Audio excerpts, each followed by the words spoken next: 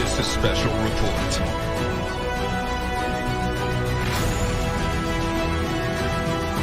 We're calling upon one of the strangest things in existence. Neil Armstrong may have seen extraterrestrials on the moon.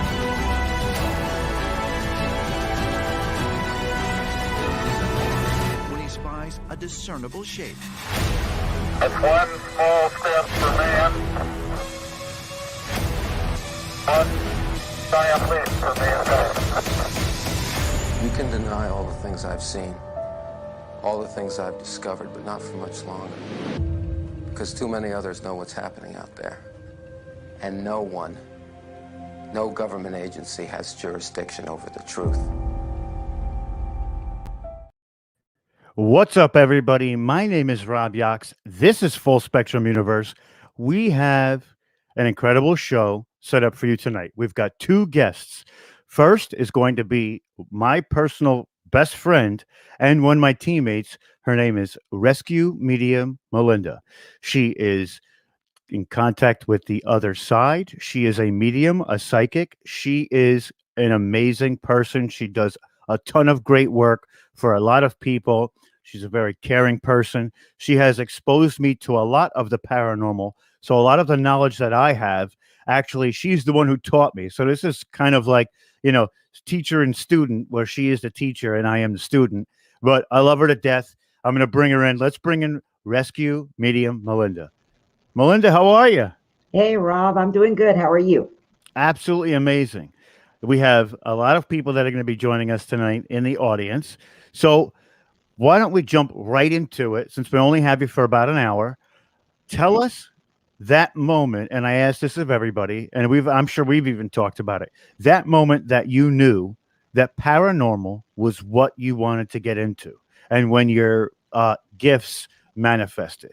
So take us down that road. Okay, so basically the earliest I remember is between 6 and 7. I got really sick. And from that point, you know, I was seeing things, and that, you know, that's the earliest I remember. And so basically I ended up nearly dying. And when I was about, it was when I was closer to 7 than 6, but, and the people that were raising me, they really didn't take me serious, and I kept telling them that I was seeing things, and they thought that I was just making it up. So from that point, and then luckily I made it. I was in a coma for like 7 days. But from that point, once I came out of that, that was when I started really, you know, I had those imaginary friends that people call them. And so, you know, that's who my friends were. In school, a lot of people didn't understand, because when I was in the 3rd grade, we had someone that passed away, and we were there, you know, in class, and they were trying to talk to us, and I'm like, what are you guys doing? She's standing right here. And so, you know, that took people way back. And so it was really very difficult, even through when I went through high school. You know, a lot of people, I kept it quiet mostly because of people were afraid of it. I was raised in Tennessee, which is known as the Bible Belt. So it was very, very difficult. But once I got into my 20s, I started realizing, you know, I'm not going to hide this from everyone. So then I let selected few come in, and, you know, I would do readings, I would do seances, I would do all kinds of different things. And, but then finally, I would say probably in 2010, 2011, that's when I really came forth with it, because my first husband passed. So that's when I was like, and I couldn't understand because I couldn't see him. But it was because, yeah, I couldn't see him. I was just so overwhelmed. I was very stressed. I was in a lot of grief because we had gotten married when we were nearly 18. And we had been married for 25 years, had 2 kids, and he had a surgery, and there was a lot of complications, and they sent him home, and he passed away on me and our kids that night. So the grief from that, I could not see him. I could see every other spirit, but not him. And then my daughter came to me and she says, Mom, are you just going to stay in the bed? Are you not going to be what you're supposed to be? You're all we have left. So then that's when it hit me. And so then, of course, with the help of my Native American stuff that I do, I finally came out of it. And then I seen him. So it was, it's been a very hard road, though. I can only imagine. That's, I hate to say this, but sometimes those tragedies, they bestow upon us these great gifts, which lead us down this path. And one of the things one of the reasons why I love you to death is because out of that tragedy, you were able to bring that gift forward and help others in such a way that you give them the closure that they're looking for. You give them the ability to look past what has happened, such as yourself, and move to this, to manifest this new reality for them and put them in these places. Now, I know we're going to get into some stuff tonight, and I'll let you do some of the readings later if you feel like it. But, I want people to understand who you are, like story-wise, and the good work that you do.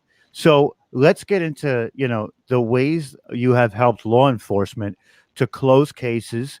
And, and then we'll get into a little bit of the Native American history that runs through you.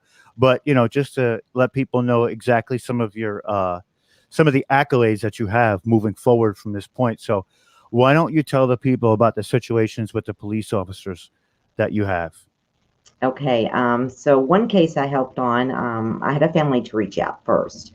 And she said, I've got some pictures. I just want you to take a look at them. Tell me what you get.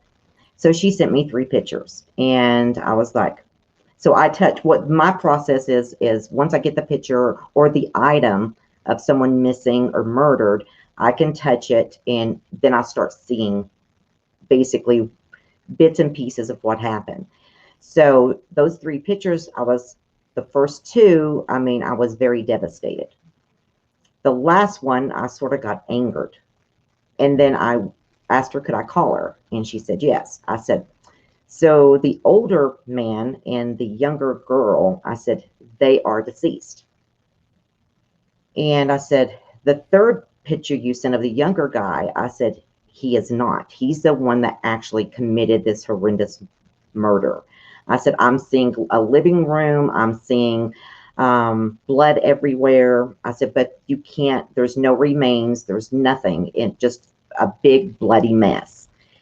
Well, she starts screaming and another family member takes over the phone call. And they were like, you're exactly what we found. That's exactly what we found.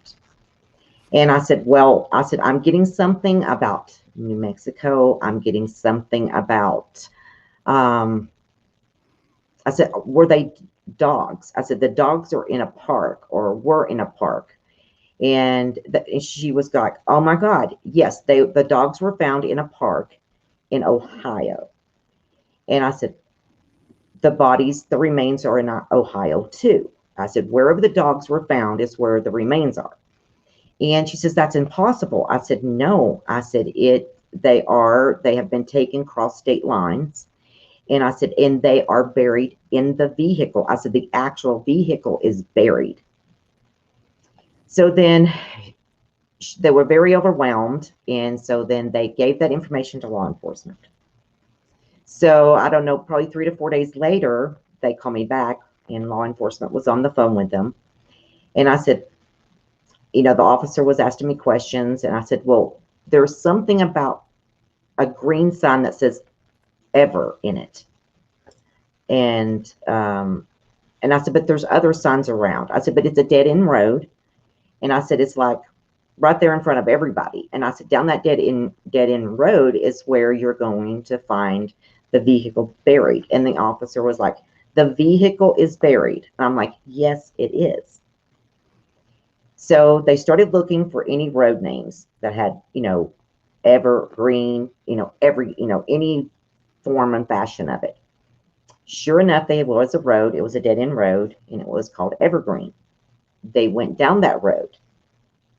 And I said, it's almost like there's a couple of houses as you're going in. I said, but once you get to the end of the road, I said, it's just open field. So they found this area. They brought in the dogs, and the dogs, signaled to them. And so they started digging. And so within a 24-hour period, I got contacted back and told me that they found the vehicle, the remains were inside. Wow. Wow. That's a crazy story. And every time you tell it, you know, I of course I've heard the story before, but when you tell the story, it's like the effect that you've had on the situation, they would have never, ever been able to find that on their own without your help, you know, and that to me shows that you're doing this stuff to help these people, but also to help the law enforcement. But I think it's so admirable that you do that because this was an impossible situation that you turned completely on its head and figured it out for them, you know? Well, you know, Rob, this is something that I really, really, I love helping to get closure for people. And, you know, another one was, there was some children that drowned and they reached out to me because, you know, there was a big rain and it was like the river goes on forever and ever. And it was like, they found two of them, but the last child they could not find. So they reached out to me and I actually went to the place where it happened. And I'm like, the day before I went, the little girl came to me and she was showing me in one hand an orange, in the other hand, like a statue of a Native American. And I'm like, oh my gosh, what is she trying to tell me? So then I go down there the next day. She was right there with me. And I was like, she's showing me an orange. And the officer said, well, there is a place down the river here that is called Orange Peel. I said, let's go there. So we get there and she's standing there and she's smiling at me. And then she only had the statue of the Indian and not the orange anymore.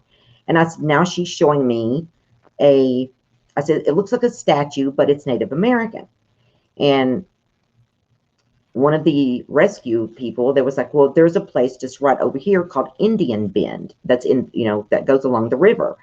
And I said, that's where she is.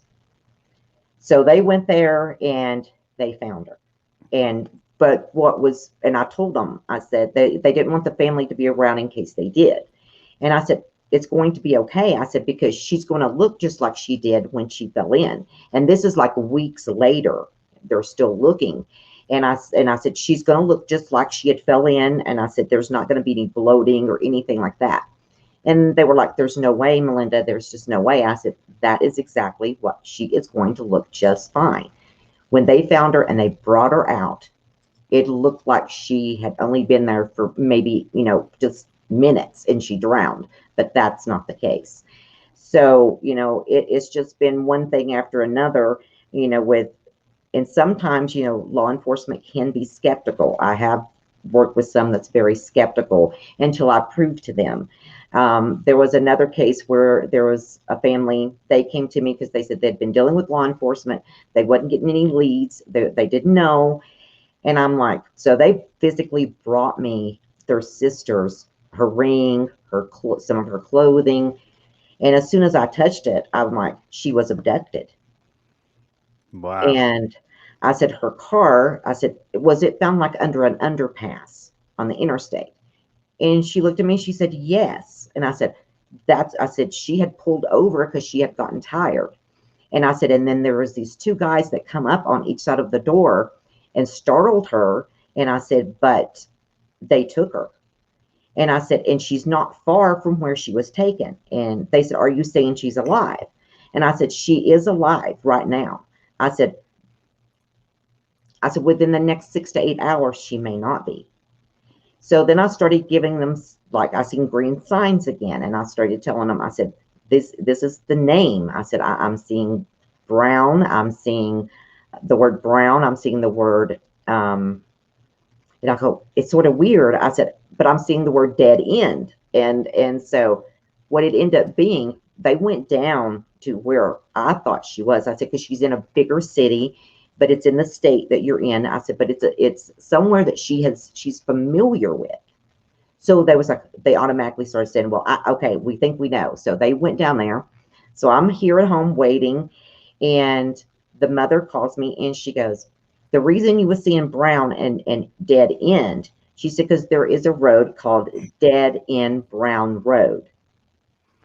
So they went down that road, and I said, okay, you're going to see, it almost looks like a trailer. I said, but it's been added onto, and I said, a mobile home type. And I said, but behind it, there's going to be this like big, huge barn. I said, it's sort of weird. It really stands out. I said, she's in the barn. They find this. I said, don't go in. You've got to get law enforcement. I said, don't go in there by yourself because you don't know who's there and what's going on. Exactly. Yeah. And the mother would not listen. And so the daughter, the other daughter, she was calling 911, and, you know, and luckily the officers were like, you know, just like 3 to 4 minutes away from where they were. But they got, and the mother was already inside the barn. They found her, and she was alive. She was in very bad shape, but she did survive. Wow. So it's just sometimes really, I don't know what to think sometimes, but you know, Well, that's you putting it forward to, you know, make sure that you are doing your best to help these people while they're living or past. You know right. what I mean? That's just shows that you truly have this gift where you can connect on a living level and a past tense level. It's wild. That's wild. I didn't mean to cut you off. Sorry, I Oh, got no, no, excited. no, you didn't. I mean, basically, you know, these are just things that I do. I mean, currently I'm working on one that I can't say very much about, but it's a 33-year-old person that has just disappeared. So we're in the process of that right now, but I can't really talk on it. See, I do this a lot, and that's why I have to limit myself on coming live, and because it's been one law enforcement department from another. I've had them from Texas up to Vermont, Maine, Florida, California. It's just been, you know, one after the other. So Wow. Well, while we're doing that, let's get into some of the Native American side. And I know that you say you found your family. I know that's how you classify it, as you found your true mother. So mhm. tell us about that story and how this side of you, you know, that Native American side is influencing what you're doing now. Okay, so basically, when I met my first husband that passed away, he was like, you can't be a part of this family that you say you are. He said, you don't look like them, you don't act like them. And I'm like, well, that's all I know. So we moved from Tennessee to Arizona because his family lived here in Arizona.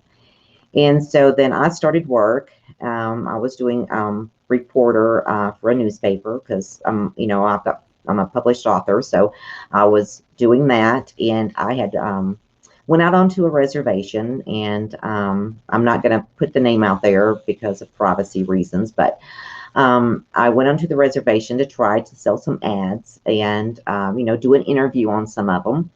And this lady comes in and she sits down and she's looking at me, and I'm sitting there, you know, just going on and on about, you know, this ad and that ad. And she goes, stop.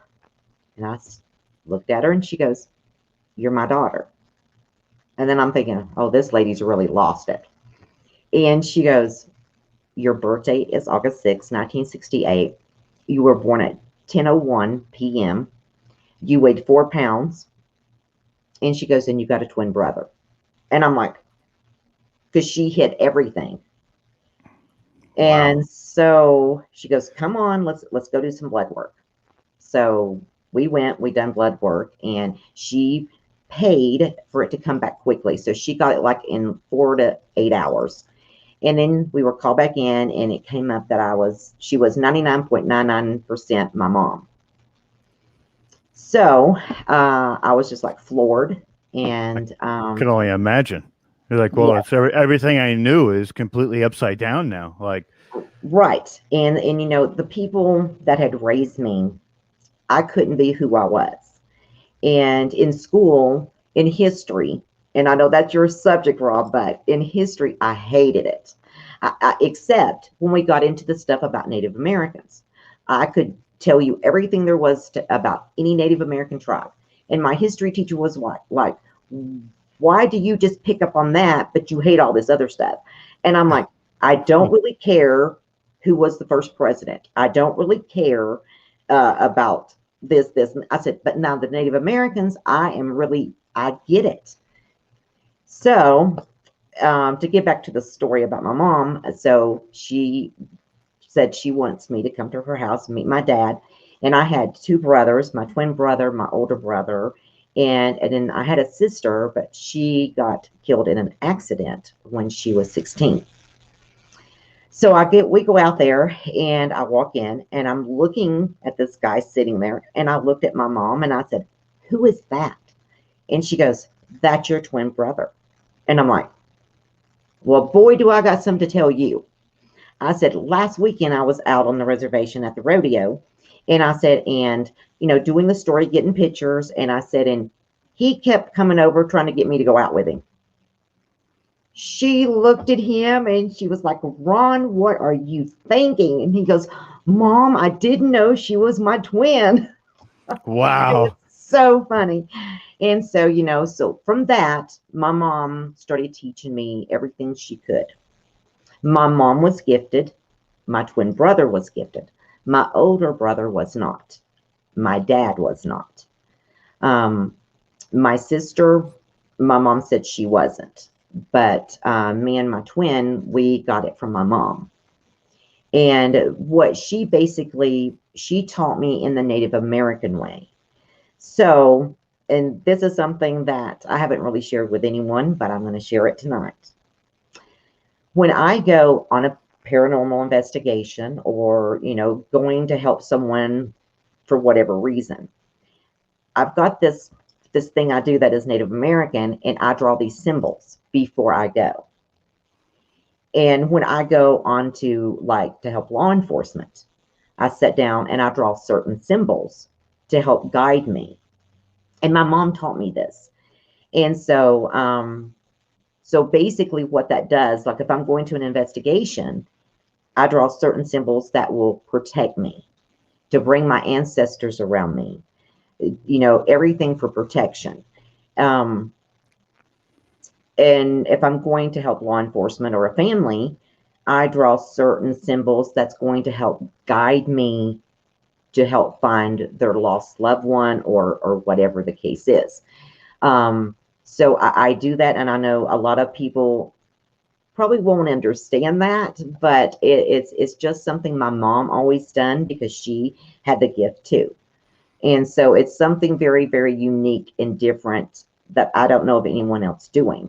And so I'm gonna, I will share it with you, Rob, but as far as the symbols and stuff, they are sacred. They are very sacred. And so I have this little book that every time, whatever I'm dealing with, whatever symbols come to me, that is what I start out with. And then from there, there's other techniques that my mom taught me about bringing in my ancestors. Because, a lot of times people don't understand, even though you do so much protection, you can still have something dark to come through, no matter what you're doing. And I have had one attachment, and no, two now. But I've been doing this ever since I was, like I said, 6 or 7 years old. And so now I'm 52, and I think that's pretty good, only having two. But, a lot of people, you can do protections, you can do, but, you just got to have the faith and do everything you can, but it can still happen. So That's wild, and you got to protect yourself at all costs. yes. So we had a question here, and let's see. It says, Melinda Williams, in the beginning, did you doubt yourself on your visions? I did. And basically it's because of the people that raised me.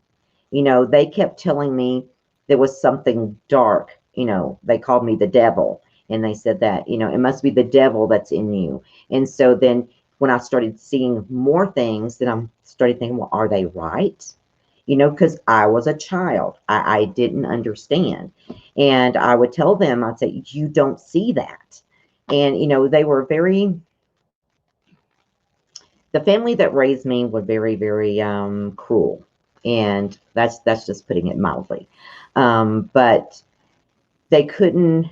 The way they treated me made me feel like something was wrong with me. So yes, I had doubts. I'm like, am I really seeing that?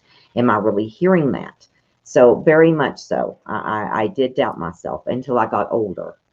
It's not so much strange like you said before. I think it's something like holding tradition. You're really holding tradition for what you do, and you're taking it back to your roots, which to me, I feel like could never go wrong as long as you're like, like the old saying, like if you know from where you came from, you'll never be at loss. You know what I mean? Right. Something like that. So Yes. I think it's tremendous too. So, and if people don't realize, we actually have just unveiled a new team that we are a part of. And I'm going to pull up the logo in a few moments. Okay. But, tell people about what you want to do with this new team and what is the position this new team is going to take. Let's pull up the logo first. So we have Okay. Spirits Unearthed Paranormal. That's our new team. It's me and Melinda. It's going to have others very soon. But, where's the direction you want to go with this new group? Well, basically, the main thing that I'm looking at is to help spirits. That's my biggest priority, especially, where I've been helping law enforcement and families. That's the way I want to take this team. Yes, I want to go and do investigations, of course, but on that investigation, I want to do it a little bit different than what you normally see on investigations. And so I don't want to put that out there. You know what I'm talking about, Rob, but I do. I want to keep that until we actually start going to these sites and we start doing my vision, but it is going to be completely different than what most other teams do. And I mean, you've talked about it, and I want to keep it until we actually get that started, because that's going to be our signature. But it's going to be very Absolutely. amazing. I think so too. And, one of the things that personally that I love about the paranormal and being able to do these investigations, whether they're, if it's bigger, it's kind of like a different scenario. But with the residential part of it is the smile the next day that the people give to you when they couldn't sleep at night or they were having such problems that they were worried about everything. And there's that sense of relief from them in that smile that they give to you after that fact. And I know you've seen it too. It's just it's an amazing thing that happens. You have a connection with this person because you're helping them. And then when you help them, you see that end result, and it's super gratifying to the fact that you've done what you could to give them a better position in their own surroundings, because that's their castle, that's their place, Right. And it's very difficult to feel uncomfortable in your own place. So we gave them that comfort, and I know it's such a crazy thing, when you think about it. Yeah, and in this group, in this team, I'm going to be using the things that are not sacred in my Native American way. And so my team is going to also learn some of the Native American stuff. With you, Rob, I would teach you some of the sacred stuff, but I'm very picky on who I teach this stuff to, because it's very, very sacred. It has to be upheld. And I know you understand that. Well, And of course. so that's another aspect that's going to be in on this team. And when we decided, because our team was Enchanted Visions Paranormal. And so then me and Rob, we talked, and we wanted to change a lot of things. And so then we come up with Spirits Unearthed Paranormal. And the reason the unearthed is in there is because to me, it's part of being Native American. And it's like the spirits were there to help them. They are already unearthed. This is the way I see it. They're already unearthed. So we're going to be there to help them to cross over. So to me, it just all made sense. And the name, as you remember, Rob, we was going back and forth. And then I just sent that to you, and I said, well, I really like this. And so then that's what we ended up going with. But, it's just like, I had my neighbor. she passed away. And so new people moved in next door and they were having problems. And I was walking outside and the neighbor came up to me and she says, Melinda, she says, would you mind to come over to my house? And she didn't know anything about me. You know, we had just talked in briefly in passing. And so I went over there and we were standing there talking and I looked over and the elderly lady that lived there, her name was Virginia. And me and her was just so close. And Virginia was standing there and she goes, the lady that's living there now, she says, I don't know how to say this, but I need someone to talk to, because she's an elderly lady too. And she goes, weird things is going on in my apartment. And I said, well, like what? And she goes, well, she says, like the coffee pot will come on. And she says, and there's no coffee in it, but I smell coffee. Well, Wow. Virginia, she was a very big coffee drinker. So then I looked at her and I said, okay. And I told her I was a medium and that what was happening was Virginia, her spirit was there, that when she passed in the apartment and she didn't have any family. She just had a little dog. And I said, and the last time I seen her the day before she passed, and I said, and she was ready. She said she wanted to go. And I said, but she was very protected over her apartment. I said it was her little home. And so I helped to cross Virginia over. I told her, you know, she needed to be over there with her husband that had passed, like he had passed like 30-something years prior. And so we finally got her to pass. And it was just because she wanted to make sure that her apartment was going to be taken care of. Wow. That's, you know, and that's kind of the funny thing of how, you know, the spirits tend to stay here because of those small, most of the time it's this small little thing that just keeps them right bound to the earth. And it's like, wow, wait a minute. Why would, you know, Yes. out of all the things to come back for, that is like, okay, I get it. But at the same time, it's like, all right, like, it's a wild thing. It's a wild thing. So, you know, to move forward with the story a little bit, what are some of the things that you plan on doing when we're investigating some of the places that you want to go to? I know there's a lot of great places you have in mind that we're going to be investigating. So tell the Right. audience what those places might be. Well, number one I can't say number one because there's several that are number one, but we're going to be going to Skinwalker Ranch. Mm-hmm.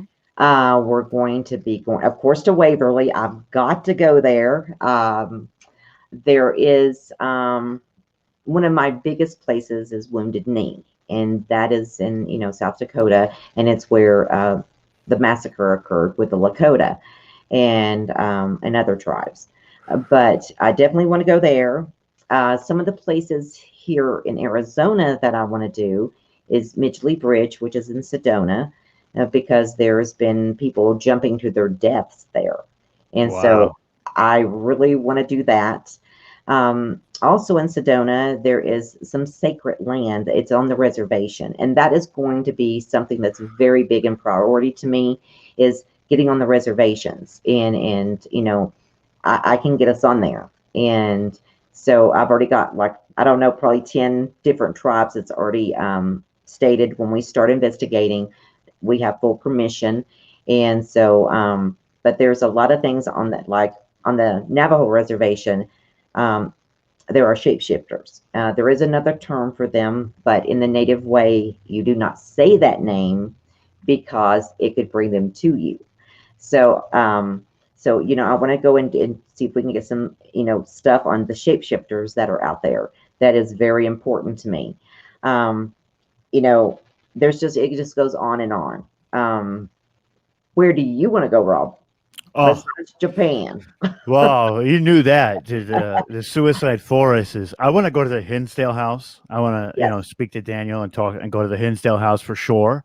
Mhm. I really want to go. I know everybody's gone there, but I really want to go to Gettysburg.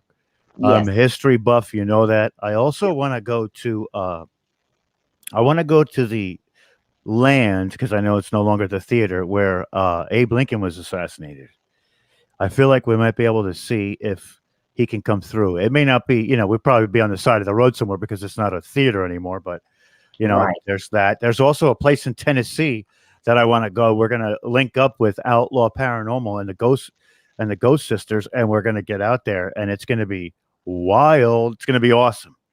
It's going to be awesome. So it's we've just got so many places, but it's going to be amazing. We're going to get there. We're going to get to all of Yep. them. We're going to get to all of them. So, one thing I want to let people know is in I think it's around 45 after, we're going to let Melinda do some reading. So if you're here and you want a reading, please say here in the comments so we know when and where to stop. We do have a question from Denise. Denise says, describe what a shapeshifter is, please. Okay, so Denise, a shapeshifter, and I have seen them. They're really, really all over Arizona. I helped a guy that was dealing with one on his property. So basically what it is, a shapeshifter is usually Native American, and they are called medicine people, but they go to the dark side. And so what they do is they can shapeshift, and they can make themselves be an animal, a rock. And, like when Geronimo was here, he shapeshifted to make himself look like a rock. So then the cavalry did not see him. So basically, that's what they do. But usually they are on the darker side, and they do try to harm. Like I was saying, I was helping a guy here in Arizona. He contacted me and said, can you listen to this? And so he had this audio, and it was like growling and snaring, and sound like things were being scratched, down on. And I'm like, that's a shapeshifter. And he's like, it killed my sheep. And I'm like, okay. I said, they will go after animals first. I said, but there's some way that they're tied into you. And so I had to help him figure that out. And I went there, and he has this big ranch property. And sure enough, there was a shapeshifter, and it was a Native American, and he was angered because he was a spirit, and he was angered because this person was living on his property that he had way back in the 1800s. So it was just something that we had. And see, I know how to deal with shapeshifters. I know the process. And so, I helped him to get rid of the shapeshifters. But, it's all over Arizona. I was driving out Highway 260 one night late, and I was driving, and all of a sudden I seen something that just flew in front of my car. And I was like, what the crap was that? So I stopped, and I pulled over, and I get out, because the first thing I was thinking, it's a shapeshifter. I know it. So I get out, and then I stand there, and it's very quiet. There's no homes around. It's just on a barren road. And sure enough, it came out from behind the big brush that was on the side of the road. And I looked at it, and I said, I know you're Native. I know you're angered. I said, and I'm not afraid. I'm Native too. Let's talk. So then he went from being that, he looked like half wolf and half human. So the upper part is looked like a wolf, and the bottom part was two legs like a man. And so then he turned into his native form, and he was angered because there was sacred land that was being desecrated, and a burial site. And so then I went the very next day, I went and I spoke to the contractors, and I was explaining to them, you're desecrating this burial site. And I said, it's very sacred. I said, there's a proper way. And because they was making this big, huge hotel. And I'm like, if this is not handled correctly, this hotel is going to be haunted. And so that we got with the tribes that was part of that tribe, and they took care of everything. The medicine men came in, and they done everything they had to do. And so then this shapeshifter went on. He crossed over. But it was just because they had been desecrating the land for so long, and he was angered. So Wow. Wow, that's wild.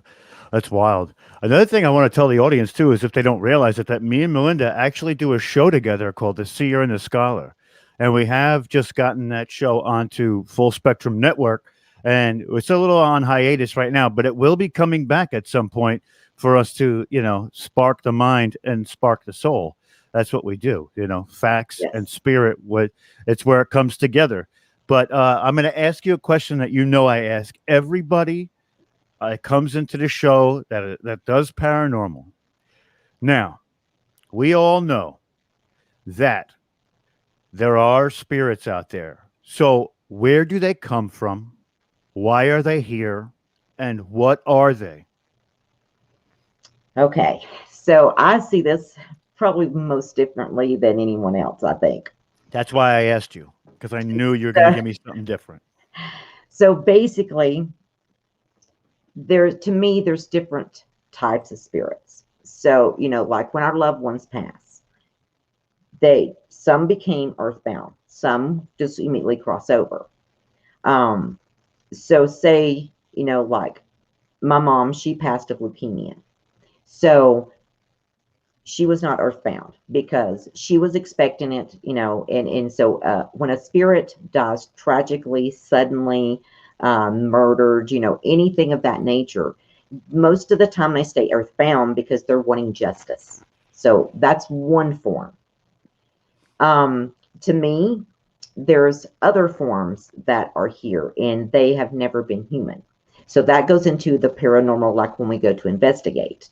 I have seen so many different things as far as, and that's why I feel that they are separate things, separate kinds of spirits.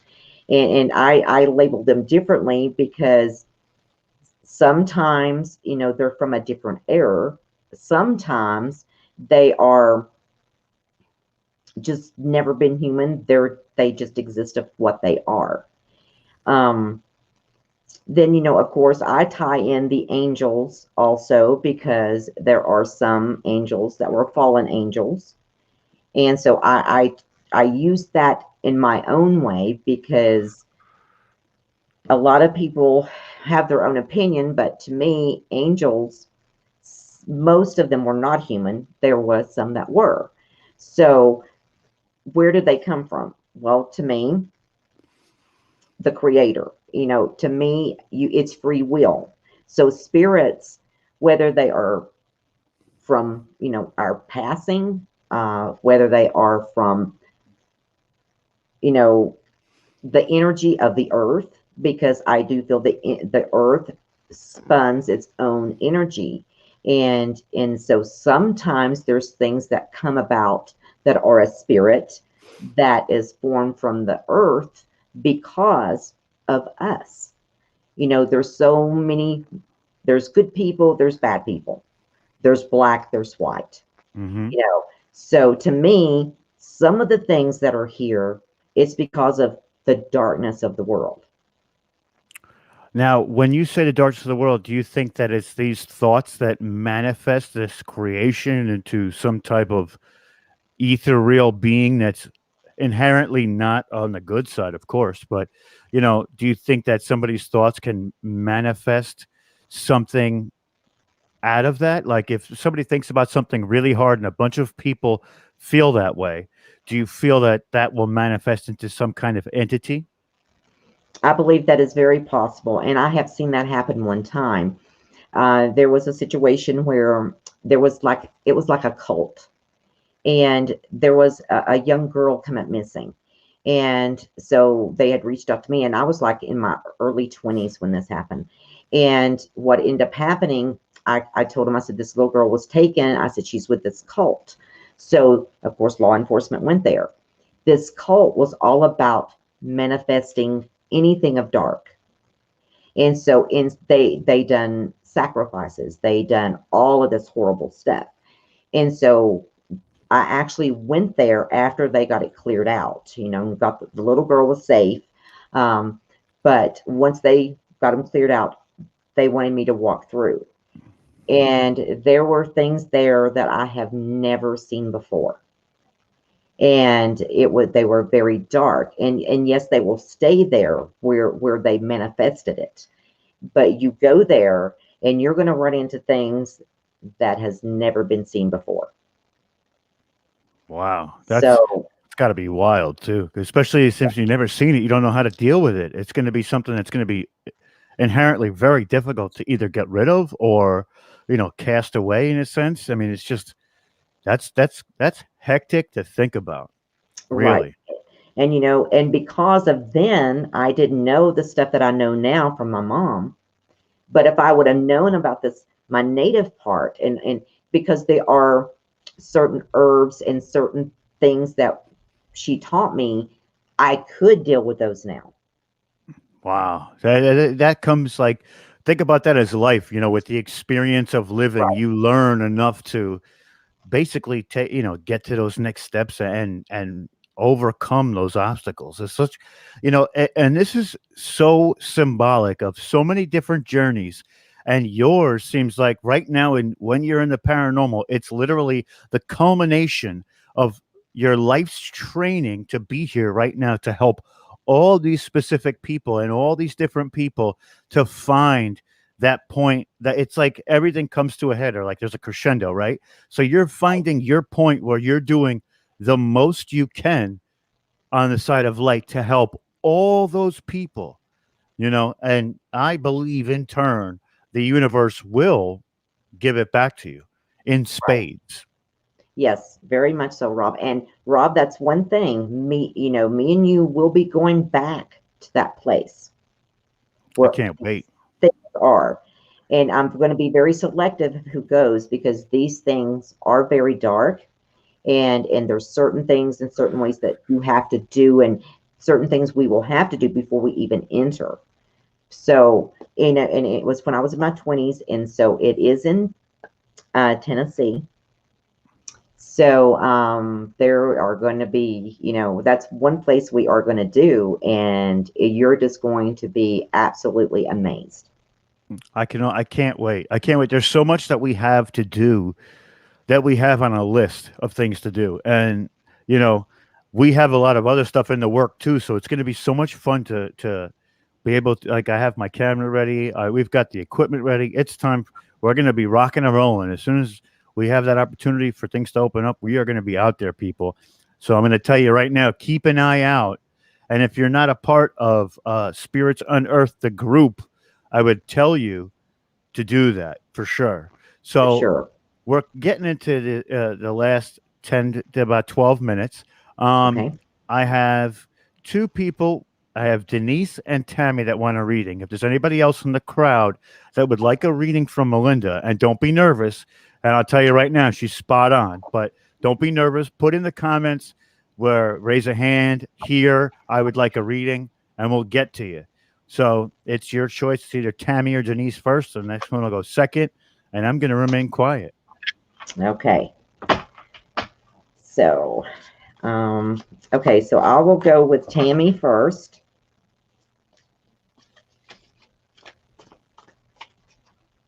Oh, and I always like to show what deck I'm using. So, Oh, yeah. Explain the deck to us. this is the Archangel. And here I just drop it. Hold on. And there Okay. goes the Archangel. So this is the Archangel Power Tarot cards. And, a lot of people are afraid of the tarot cards. And, it's like with anything else. It's how you use them. But with this deck, it's based on the Archangels. So it's not the official Rider-Waite deck, where there's the swords and they're stuck in your back and all that stuff that, really terrify people. Well, some people. So let me see here, Tammy. Okay, so here we go. It's Tammy, and it's Rosemary, not Denise. We have Okay. Watchers Talk, and then we have Eli. Okay, so I will go with Tammy, and then you just tell me the next one, Rob. Gotcha. Okay. All right, Tammy, here we go. And I'm going to do them 3 cards apiece, and hopefully we'll have time for that. I'm going to Okay. make you big, too. So, bam, there you go. Okay. So, Tammy, the first card you got is 9 of Gabrielle. So the first thing I'm seeing, Tammy, is that there's something that you are struggling with, but you're needing to stay determined and move forward. There's something that's either happened or that's got you sort of closed to a certain degree.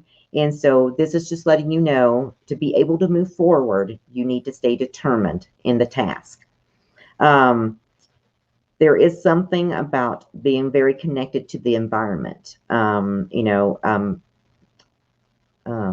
So there is something that's going to be coming about in the next 9 days that you are going to need to really weigh the options. Make sure you weigh the options on this. Okay, so then your next card is Tua Raphael. So Tammy, this is about if you're having, it's mostly about relationships. It could be a romantic relationship, or it could be a friendship. But the first thing I'm seeing is there is someone that's very connected to you, but I feel this person is in spirit. It's like you two were kindred spirits at one time.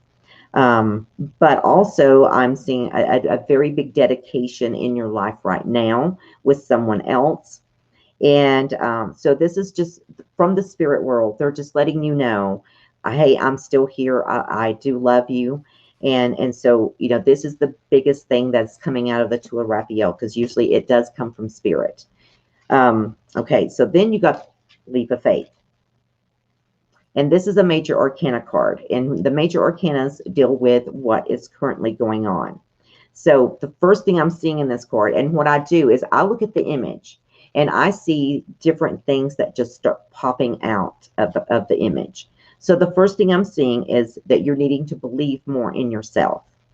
Listen to your heart. Really, you really need to do that. But there is something that you're going to have to take the leap of faith on.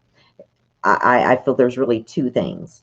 And the first thing I'm seeing is that you are trying to make a decision on whether you should do this or do that. Take the leap of faith, because it is going to turn out. And the other thing that you're needing to take a leap of faith on is someone that you have doubt over. You need to take the leap of faith and give that person the chance, the opportunity. So I hope that helps you, Tammy. And if you have any questions, just contact me privately. Okay, so we have Rosemary next. Okay. All right, Rosemary, let me shuffle my deck here and concentrate on you.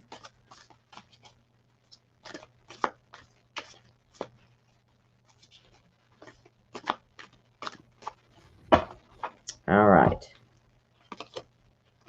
Here we go. Okay, so Rosemary, the first card is Queen of Raphael.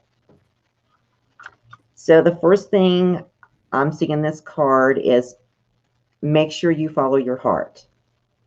You have a big love for your family, but there is something that's going to be coming about that you really need to follow your heart, because it's something that is going to change your future. You may be a little bit hesitant, but no, it's the right thing to do. Then you got a major arcana, which is solutions. So the first thing I'm seeing from this is that you're needing to have some patience. You're wanting something to go forth quicker than it's happening, but it is going to happen.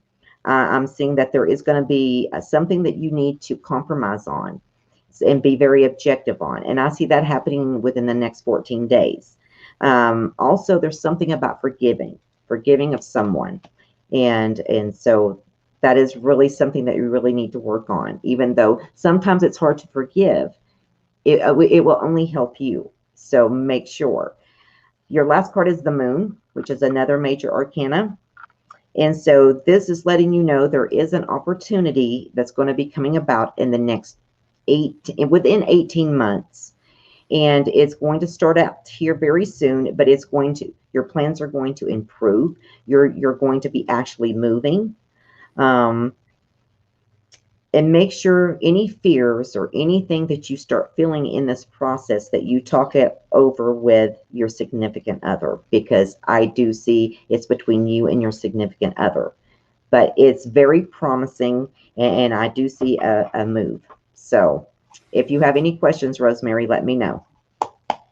Awesome. Now we have Eli. Okay, Eli, hang on just a second.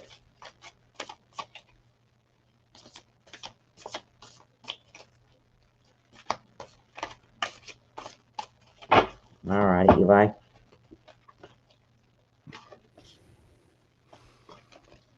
Okay.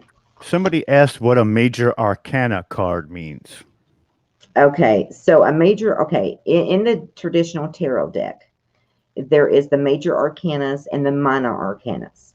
So the major arcanas deal with current time.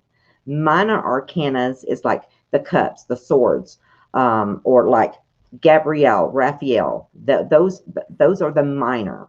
So let me just show an example here real quick. So see, Five of Raphael, that is a minor arcana in this deck.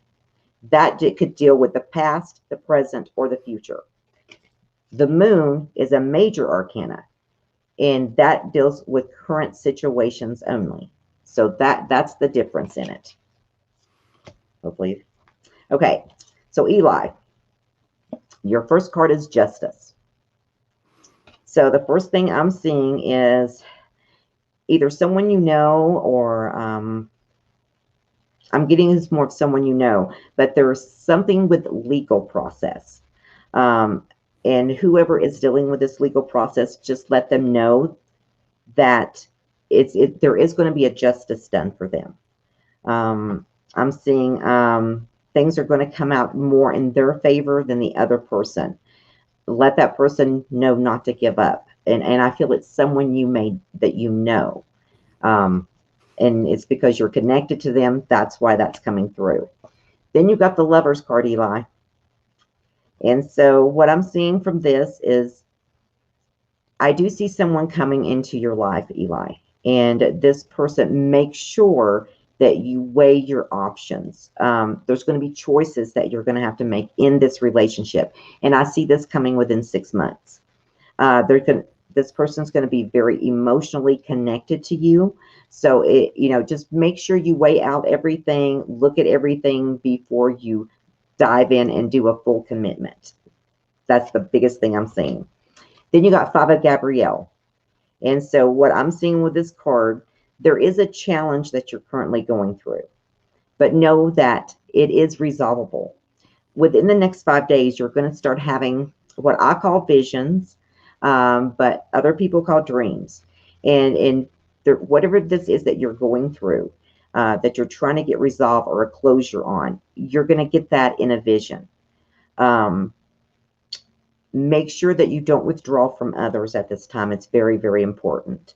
And have patience with yourself, because I'm seeing that you really are hard on yourself sometimes, Eli. And that is causing, the doors of opportunity not to come open so quickly for you. So make sure you have patience with yourself. And if you have any questions, Eli, let me know. I believe that's Kimberly asking for a reading as well. Okay, Kimberly. It's going to be Kimberly, Karen, and then I'm going to bring in Omar, and he would like a reading face to face. He is the next guest as well. Okay. Okay, so let me do Kimberly. All right, Kimberly. All right, so Kimberly, your first card is King of Raphael. So Kimberly, the first thing I'm seeing is that you have issues with trust. And so this card is all just validating to you it's okay to trust, that there's someone in your life that you are sort of on the fence about if you should trust. And this card is just validation that you can trust them. There's something also about your creative side. So Kimberly, I'm seeing that you are creative. I see something doing with your hands. And so this is just validating to you that you need to be doing that more, because that is an outlet for you, but it's also could turn into something more than that. So you really need to look at that, okay? Then you got Queen of Ariel. And so this card is basically, Kimberly, about letting you know you are needing to take better care of yourself. You need to nurture yourself more. I'm also seeing something about you are a person that helps others as far as advice. People come to you to get advice.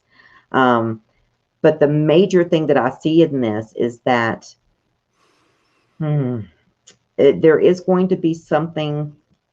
It's sort of like an invitation, sort of. It's sort of weird what I'm seeing. But it's like be expecting of something, a message or something that's going to be coming to you in the mail or by email, that's going to ask you to attend something or help in some kind of big gathering. And for some reason, it's very important. I don't know. But then you got 3 of Ariel. So Kimberly, this is letting you know you're going through a time right now of growth, of transition. Again, I'm seeing artistic endeavors. That is very, very, very important. There's also about you would, working with others. There's something about either teaching or working with others and helping them to get past either trauma or something that they've dealt with in their life. The only other thing is I'm seeing a connection between you and it's some kind of piece of furniture. It's either a jewelry box or because I'm seeing like a bigger box. And so I don't know, but there's something with you I'm going to say jewelry box because that's what it looks like to me, but it's tall. It's like so tall and so wide, but there's some kind of connection between you and that. I would like to talk to you privately, Kimberly, because I'll watch what I say on here when I'm doing a reading. But if you could contact me and we can go and talk about that a little bit. Okay, Rob. All right, we got Karen, and then we have Omar, who's going to be coming on. Okay, Karen. All right.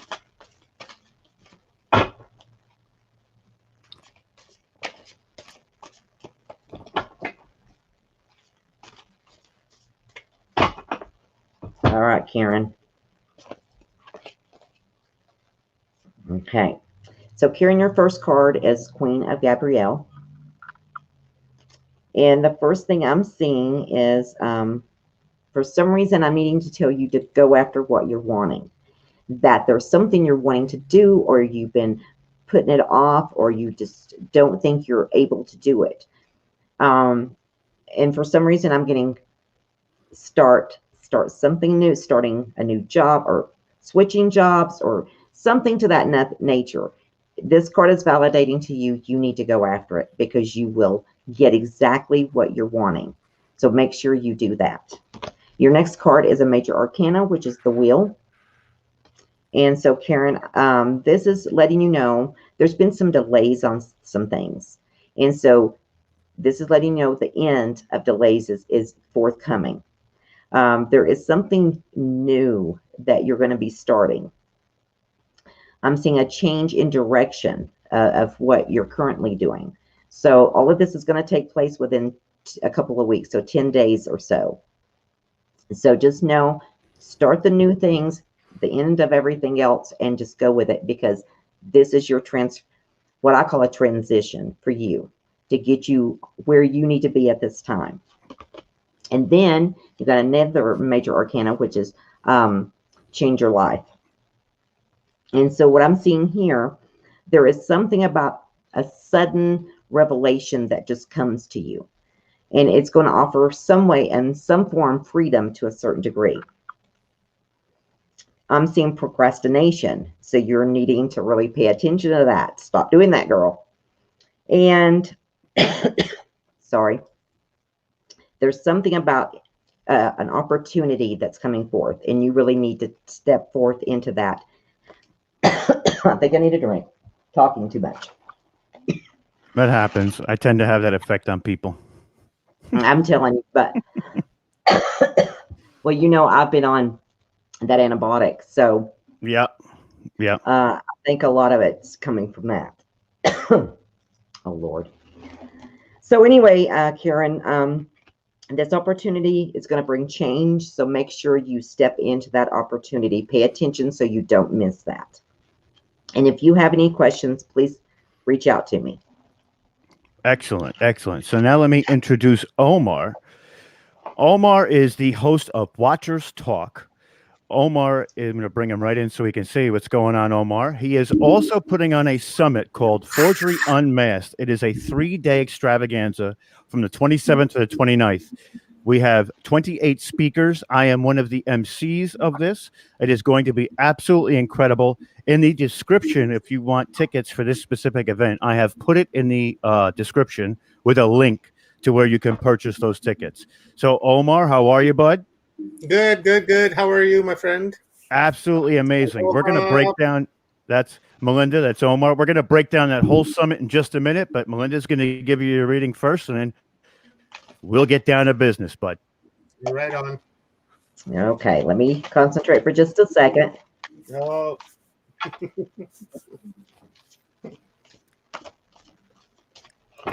All right.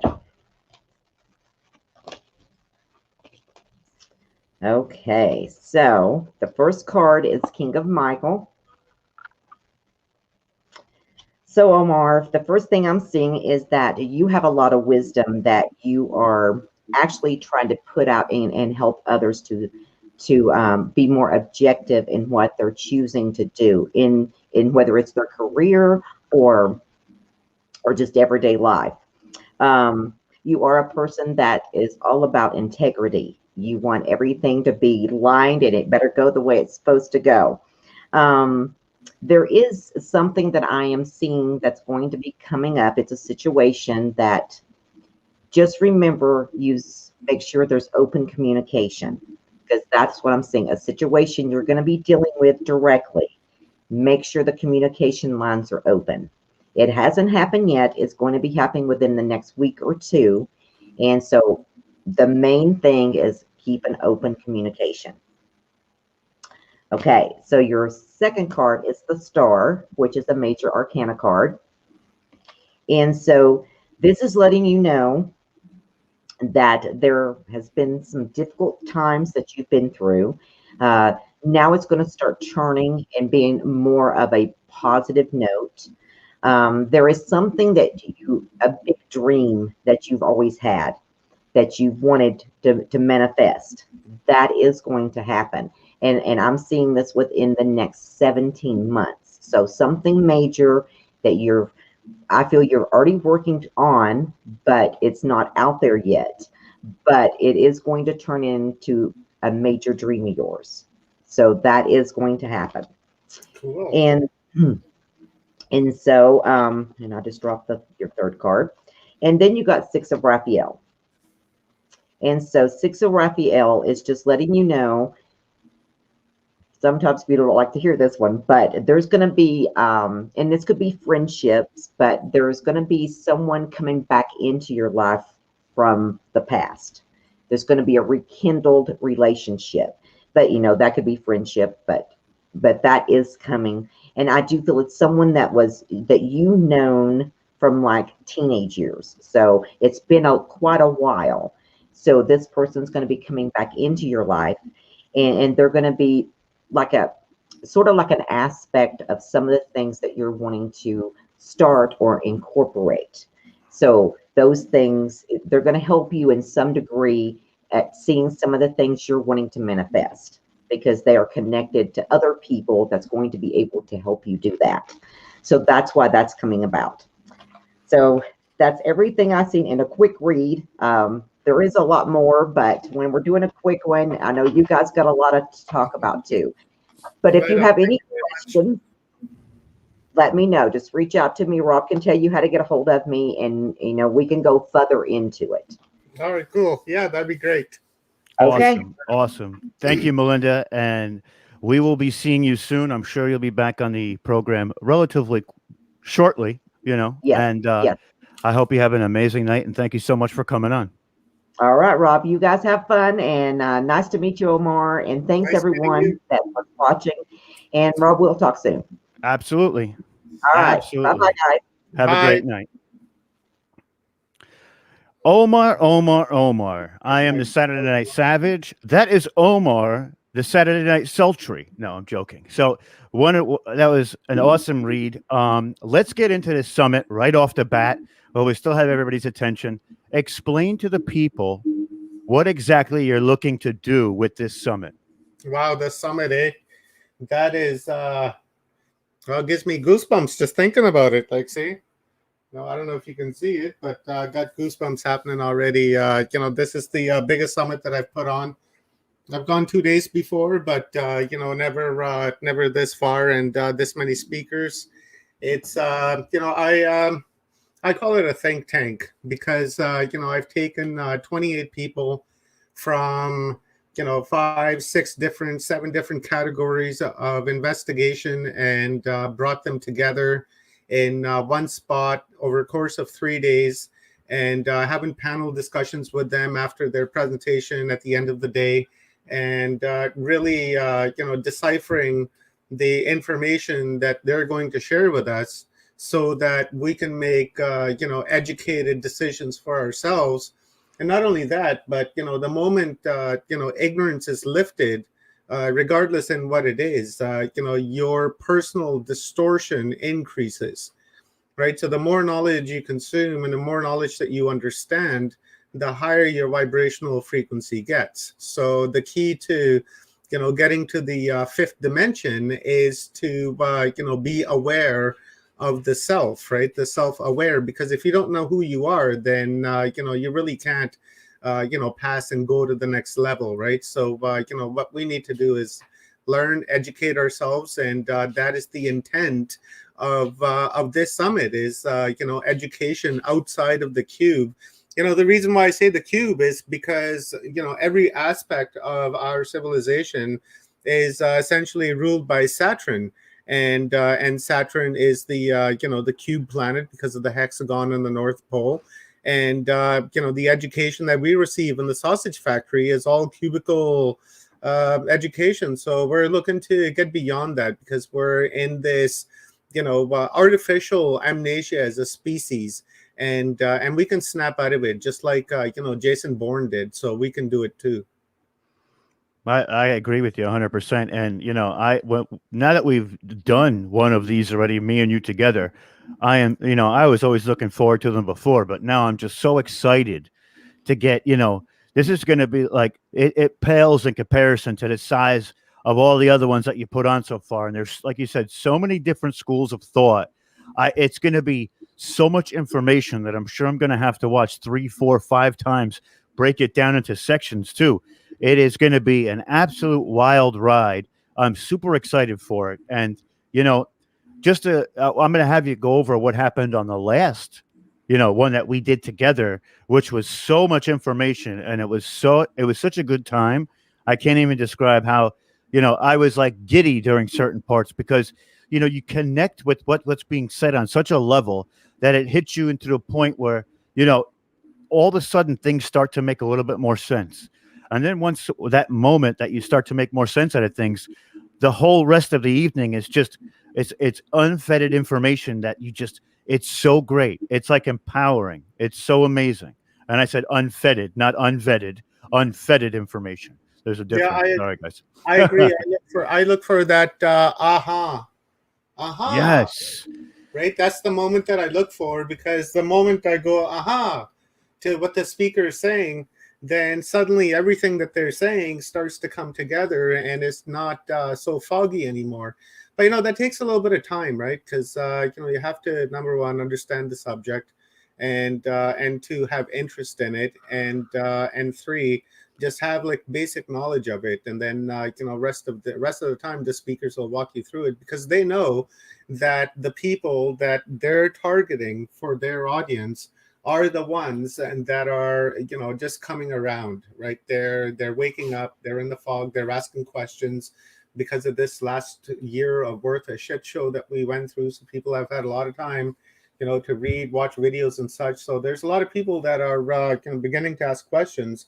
So our speakers, they understand that, and when they explain things, it's going to be in layman's term, but scientific backing to it, right? Like for instance, Brad Olson. He's going to be doing a presentation on the anomalies of South America. Now, if you remember, Brad also did anomalies of Antarctica at our other event, Ishwara, back in October. And that was just sick because the information that he was dropping was, not really out there. Like, for instance, the black goo that the entire Falcon Wars was fought over, and then they ended up losing it, the English, in a sewer. Right, so it's we didn't know that, but there's a lot of other information, but it's the same type of information, in this, but it's a different event because the way I set this one up is I've themed the days out. So day one, we're going to talk about Atlantis, ancient Egypt, lost civilizations, because we need to know where we came from. We're certainly not 6,000 years old, right? We're not even 10,000 or 12,000 years old. We're further than that. We're hundreds of thousands of years old, if not millions of years old. And if you tell that to to the average barnyard resident, then they're going to laugh at you and say, no, they found Lucy, that's the oldest one, and automatically they connect themselves and identify themselves with a primate. So the morale is so low that we need to build that back up. So we need to teach people where we come from in order for us to know where we're headed, because we don't want to keep repeating the same mistakes over and over and over again. Like, my dad beat me when I was growing up, but I didn't beat my kids because I know that the cycle has to break somewhere. So when my kids have kids, they're not going to beat their kids. So, hey, cycle's broken, right? So this kind of the same thing, and the educational wise, right? Well, it's true. That one moment that you decide to take it, the one moment you decide to take it back, you take the information back for yourself as opposed to letting people tell you what it is. Exactly. And that to me is one of the most important things to take away from this conversation right here, is because, a lot of people, they what they do is they hear other people talk about it like a talking point. And then what happens is they use that as justification for things. They use that as concrete, when really you should all be doing your own research. If there's something that you desire to know, make sure that you look into it how you need to look into it, not what somebody's telling you. And I believe it's what you mean by like barnyard. It's sort of like a low information people who don't want to take the time to really go ahead and do the work for themselves. Yeah, pretty much. The sheeple is what I'm talking about. The ones that will argue over a branch or a stick or, anything. And they're just simply out there, just looking to debunk anything and everything that they don't understand. So because the sausage factory told them that this can't be real, they go into the world now, the digital world, and they spread that same nonsensical thinking amongst the other the herd members. And now next thing you know, you got like 500, 10,000 million that are getting misinformation. So the whole object for us is to, really debunk. That's the business that I'm in personally, is I'm in the business of debunking the academia.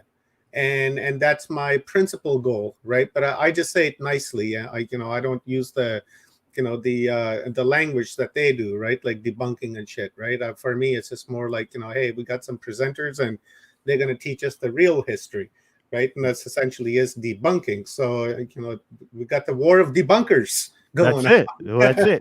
One of the things I wanted you to explain too is Clash of the Debunkers. That'd make a good cartoon. That would make a good movie, right? Clash of the Debunkers. It's sort of like Clash of the Titans.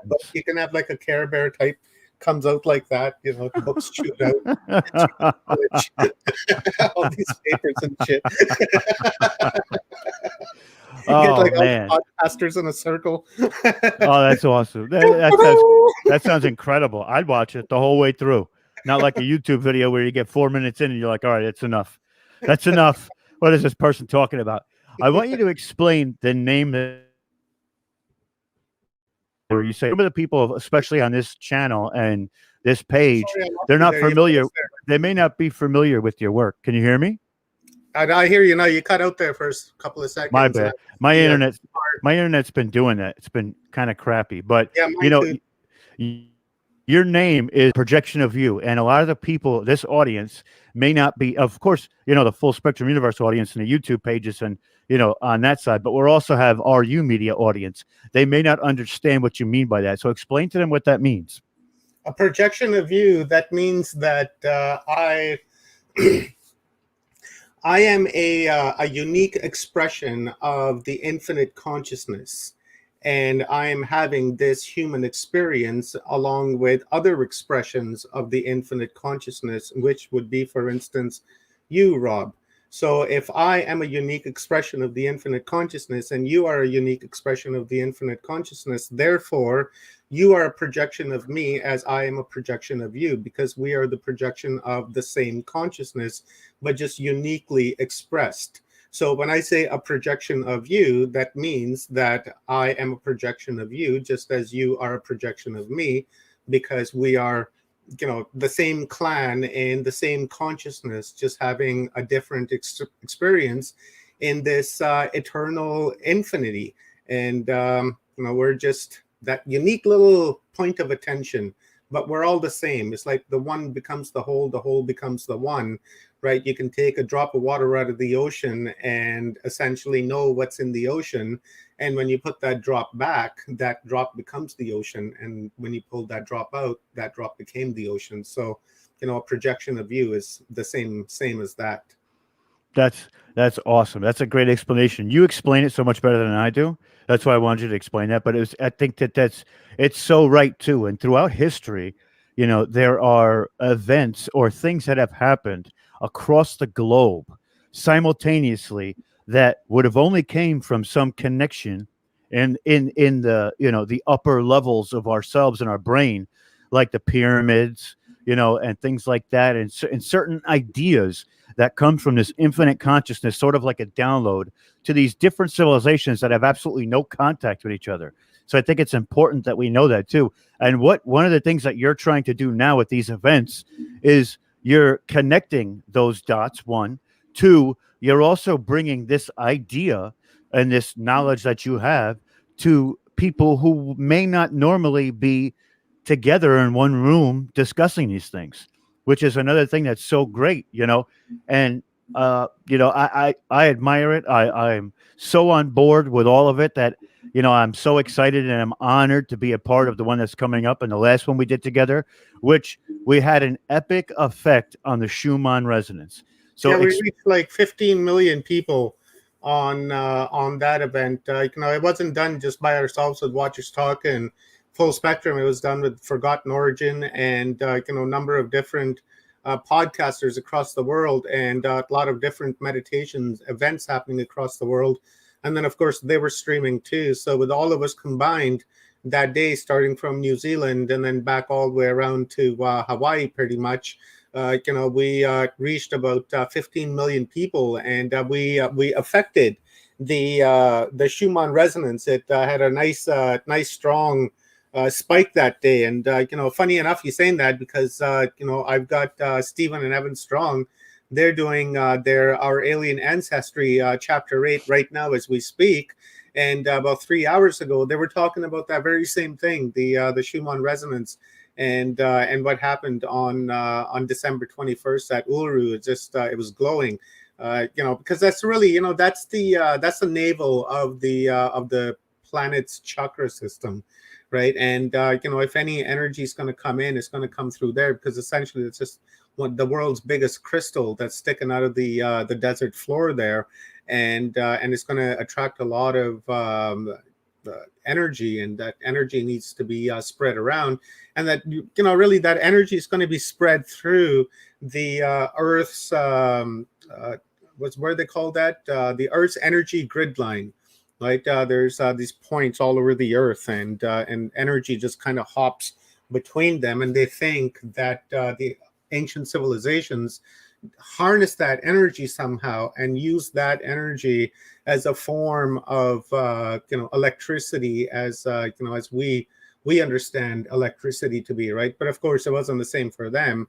They may have used it in a different manner. But again, the point is that the theory is that they were able to harness that energy and were able to use it in making their lives easier, just as electricity makes our life easier. That's wild, and it just like the guest that we had before you. You're doing the work of uplifting people and helping people in so many different ways, because once all this stuff makes sense and it clicks for you, your life ultimately becomes different after that. You see things differently.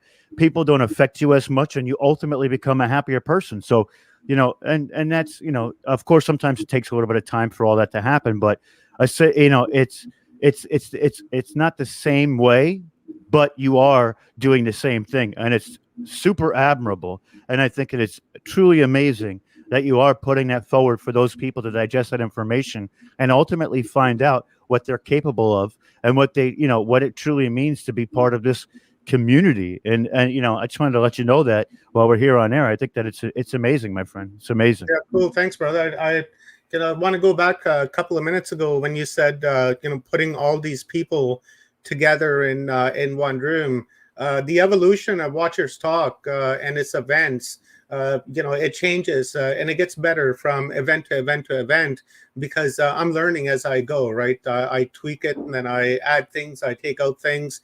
And one of the things that I've added this time around is to have a panel discussion with 3 or 4 different speakers from the day, right? Obviously, I can't put all 10 of them on the screen because wouldn't be able to have a coherent conversation, but to have 3 or 4 from the day's theme, and to have them together in one screen with a moderator asking them questions and letting them share their ideas back and forth, and when in certain situations where it may not have happened at all, right? So it's fun to see that you can bring these people together and put them in the same room and listen to them speak, right? It'd be kind of like putting Da Vinci and his compadres together in a room and be a fly on the wall and just kind of listen, right? So for me, it's kind of the same thing. That's the vision that I have. That you put wonderful speakers together and see what happens. Hey, it might work and it might not work, right? Because they may conflict with one another and end up having a fight. Who knows, right? But we're not going to know until we give it a shot. But our speakers, they're grown up enough to understand that they're not going to get far in life if they're going to sit there and argue and fight with people, right? It's better to work with someone than it is to work against them, because it takes more energy to work against somebody than and to hate them too. I think that there's going to be a profound effect of how a lot of these different subjects actually coincide with each other, and I think that that's one of the things that we're ultimately going to get to when we're doing that, And like I said, I'm one of the MCs. So if you like the way that I question people and the questions that I ask while interviewing, come on through and check us out, because there's going to be people who are even better than me out there for sure. 100%. It's going to be it's such an incredible event. And I think that there's going to be so much knowledge too. I mean, you've even gone to the point of not only there's a gentleman who does sound bowls. That's truly amazing. But you've also got people that talk about diet as well, right? Isn't there people that talk about healthy eating and things like that? Things to bring out even more of a fundamental in your life? Yeah, exactly. What I've done this time is I'm going to start the day off with a sage ceremony, because I'm Aboriginal. I like to add that energy into my stream. So we're going to have this sage ceremony. And then every morning we're going to have a meditation so that we can focus our thoughts and ground ourselves and really empty our minds so that we can take in the information that we're about to get. And we're going to have exercise breaks, and we're going to stop and do stretching, show people how to stretch properly, because a lot of us, we've been sitting all day long, especially with being in lockdown. You're either sitting on your ass on the couch or you're laying on your back on your bed. Right. So you're not really stretching all that much. Unlike normal times, if you're working, you don't need to stretch because you're already stretching. So throughout the show and throughout the day, we're going to be doing stretching, and we're going to be talking about nutrition, diet, food science, meditation, yoga, all kinds of, things like that, right? Like alkaline foods and foods that are good for you compared to the foods that are bad for you.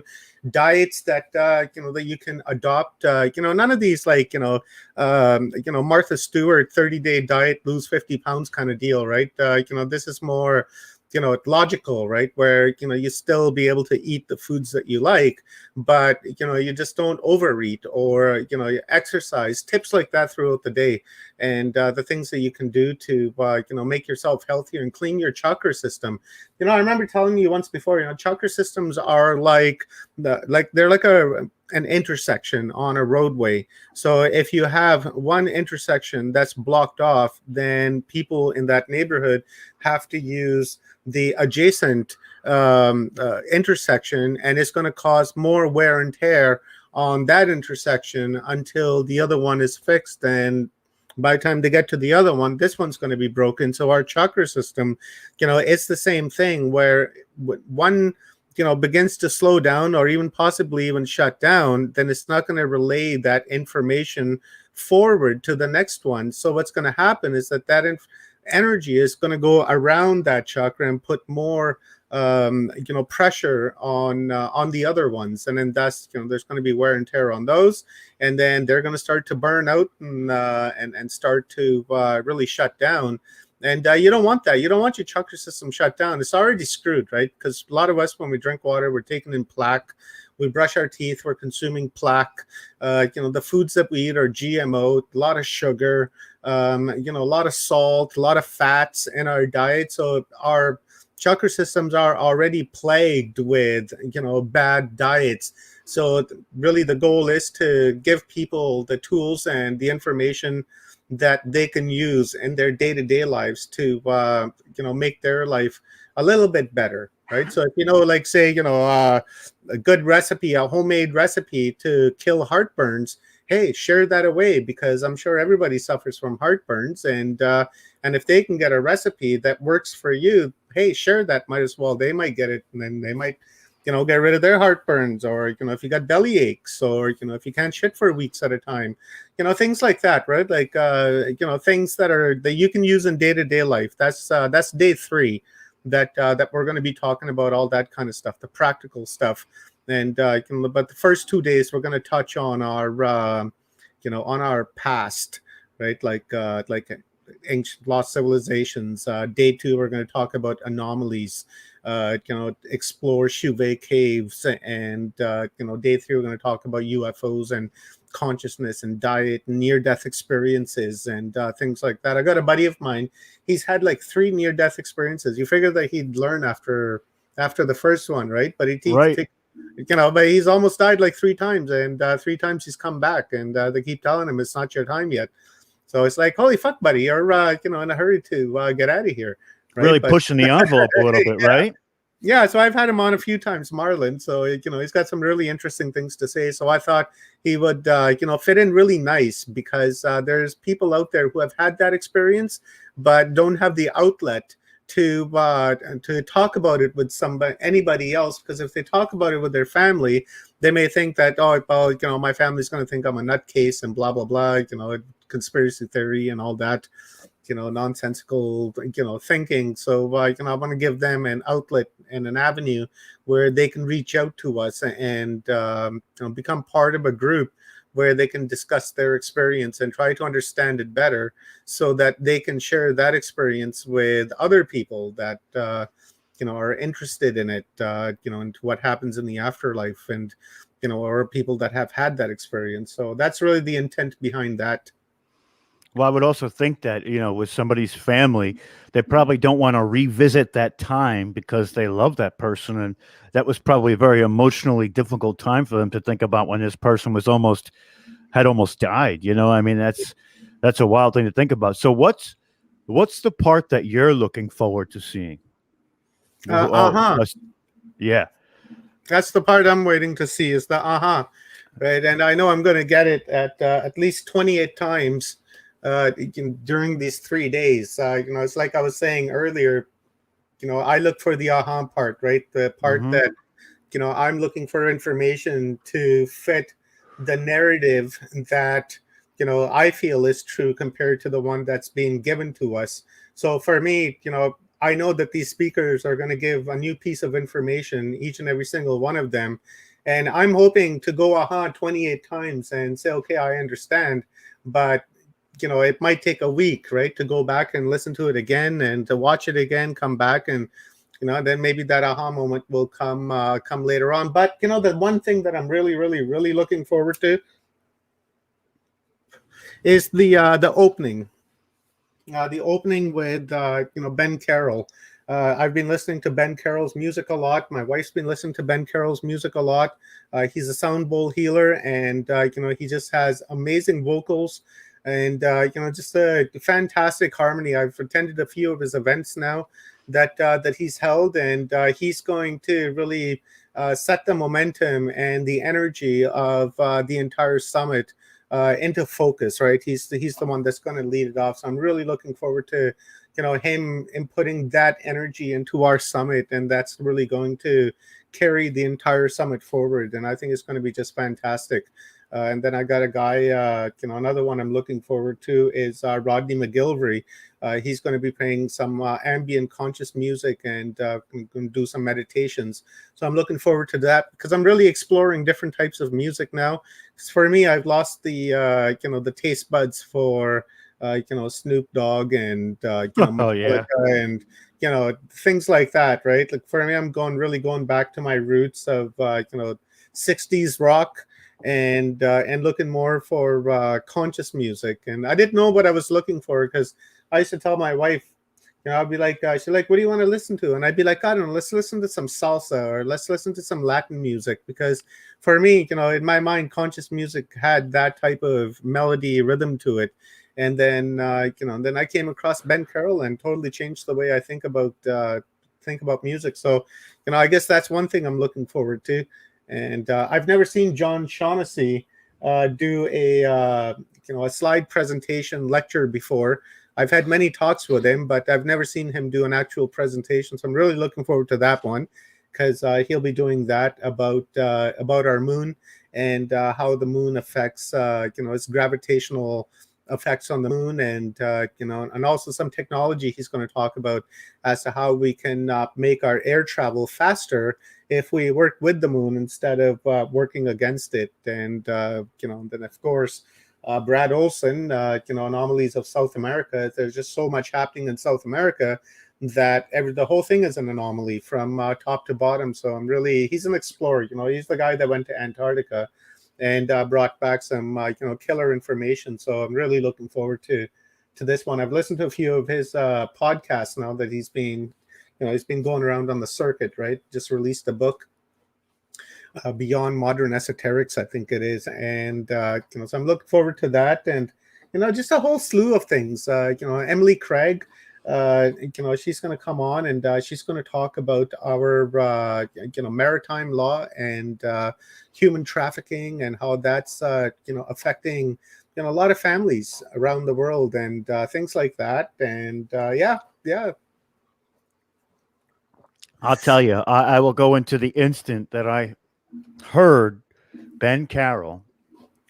We were doing the last event, and what had happened was I was about to take my headphones off to take a break while he was doing his sound bowls. And in that moment, I got stuck because, like you said, his vocal came through. But at first it was a sound bowl. So I'm like, oh, this is great.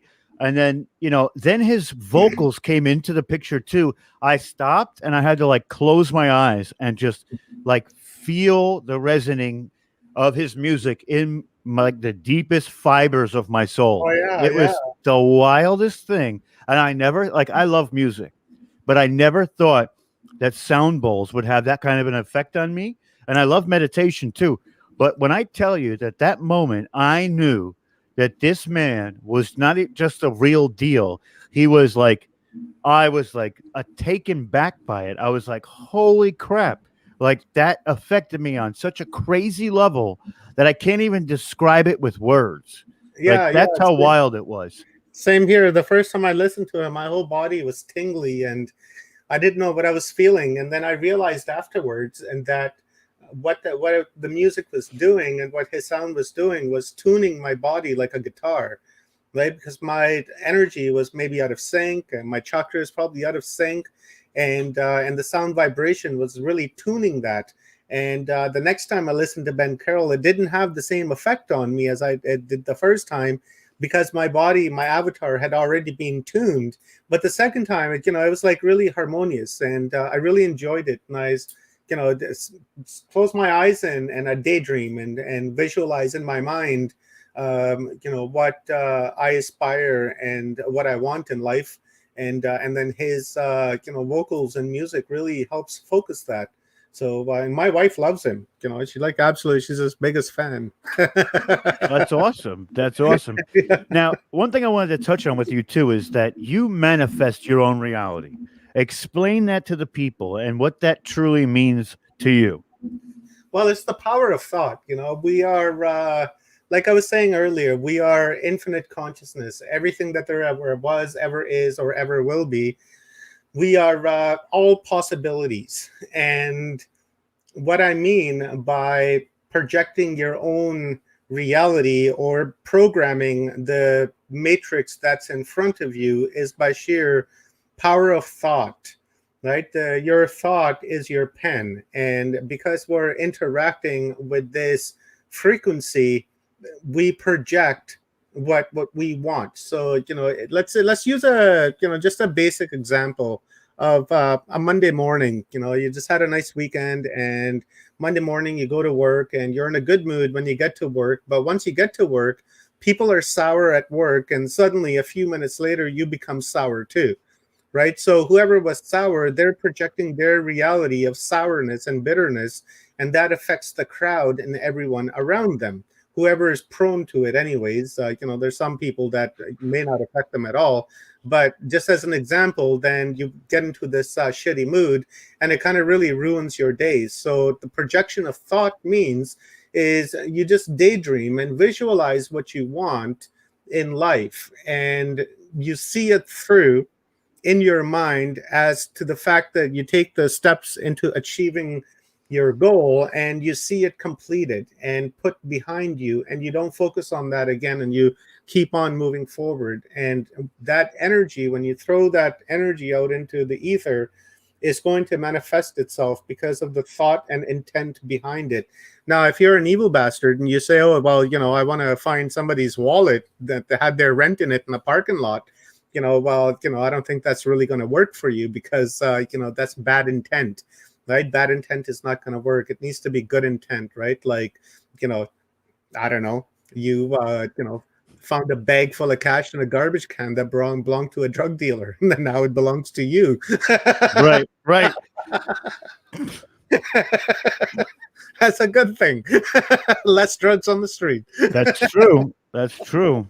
That's wild. And I wanted you to explain that because, I love the way you articulate some of these things, because people don't realize how hard it is to kind of put that notion into words and describe it where everybody can really, grasp it like you're saying it. And that's another one of these things that with this summit, there's so one of the things you do very well is put who where they need to be in the sense of the order in which these people are coming up, and then you give them some like meditation where they get to clean their palate a little bit and then dive right into the next one headstrong.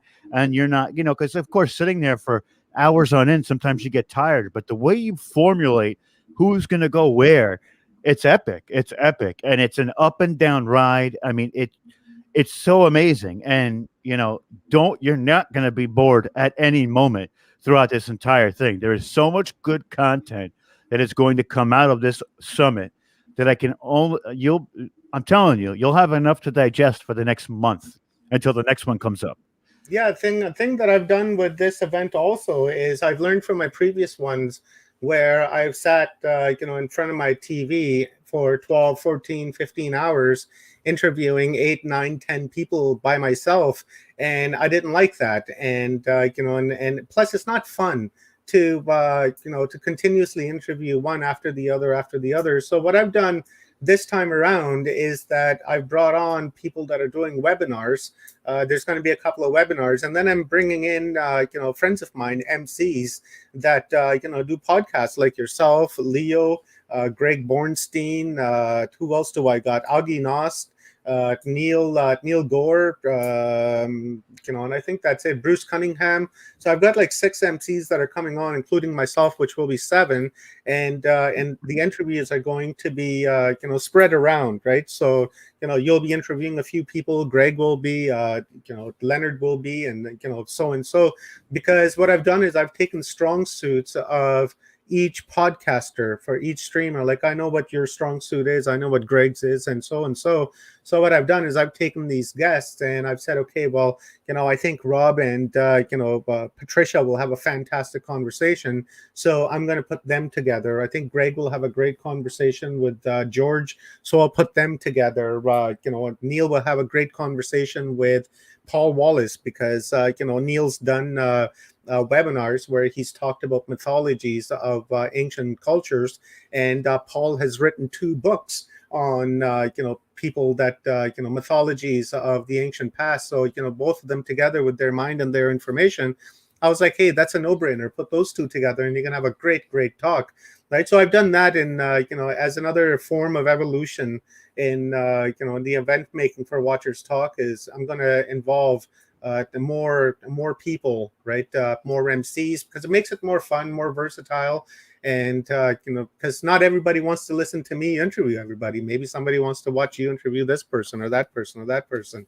So I thought that's going to make it more dynamic and a lot more fun too, right? Where you're involving more people, more energy, more positive energy, and gathering people in a safe spot to talk about our real culture, right? Our real history.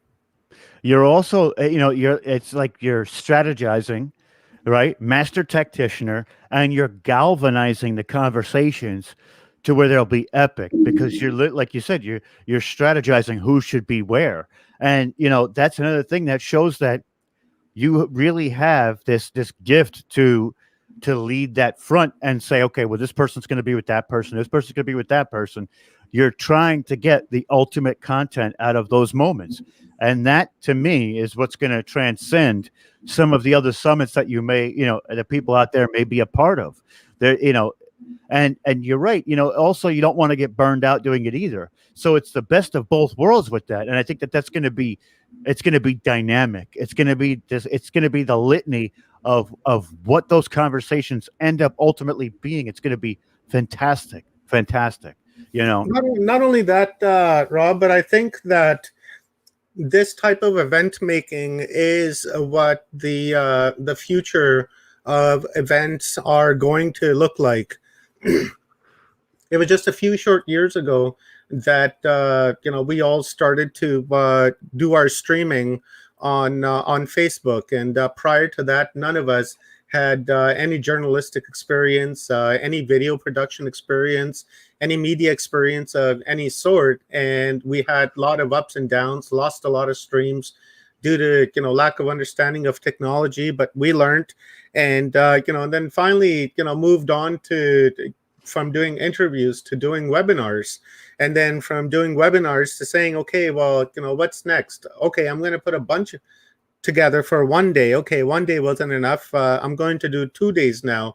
Okay, did 2 days now. Okay, well, maybe I'll go for 3 days. Okay, well, webinars don't work. I want to add music to that. I want to bring in conscious music. I want to bring in people that talk about diet, yoga, exercise, get people exercising and doing yoga during your events so that it becomes interactive. And for me, that's the tempo that I'm trying to set for myself for future summits. But not only that, but I think this is the way, once people see summits being produced in this fashion, then the next time they go to another event, then they're going to have that in the back of their mind as an example. And when they don't see it, they're going to say, oh, well, I wish they had added this and added that, because for us to get together now or anytime in the near future is not going to be possible.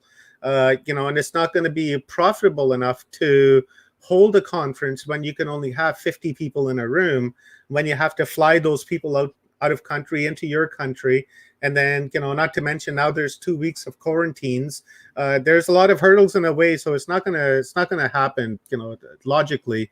So, logically we just do that online, but online we can put on the same type of events, if not better, than we would in real life. So, that's the mindset that I'm going in this with, is that, this is a time where this industry is being formed. And because I already have the foundation built with Watchers Talk over the last 5-6 years of streaming, that I'm in the right position to capitalize on this opportunity, to where I can put together an organization like Portal to Ascension and bring conscious-minded people from all over the world into one spot, into one area, to talk about things that are important to us, like everything, because you have to remember, everything we've been taught is a lie, right? You got squeezed out of the sausage factory, they lied to you. You went to private school, well, you probably know a little bit, and then in your future you'll probably become an initiate and move on to become some sort of a CEO. But you went to public school, you went through the sausage factory and they lied to you, right? And you don't know nothing, so they're not going to hire you because they know that. Right, so that's the paradigm that we're trying to change, right? Because especially kids nowadays, they're pretty smart, pretty dumb too. But it's true. If we can harness their sponge brain and get them involved in these types of conscious things, then then we're in for a good ride, because those are the ones that are going to grow up to become leaders and CEOs and such. And then they're not going to discriminate, right? They're going to say, oh, well, you think Columbus explored America? I don't know if I can hire you, buddy. Right. That's the craziest part. They were about building it, pyramids here already. Well, absolutely. And one of the great parts about that kind of summit too is, at the end of the day, you don't have to sleep in some hotel room where you're not going to get a good night's sleep and on to the next day. You've got the comforts of your own home at your disposal at any time. That's bathrooms, right. All that, and that's a big deal. It really is. It's a big deal. You can cast it onto your TV off your phone, so you watch it on your TV. Absolutely. That's where I'm going to be doing it. We're on it. mainstream TV too. We're on Roku. Roku. Yeah, that's it. You can find us on Roku. I'm not sure you can find the summit on Roku, but you can find Watchers Talk on Roku. But I'm sure the summit in the near future will be available there. But it's going to be there. It's going to be there. I'm sure of it. And I'm working on the iHeartRadio side. So eventually, when we get these things going, we'll have it on iHeartRadio. We'll have it on Roku.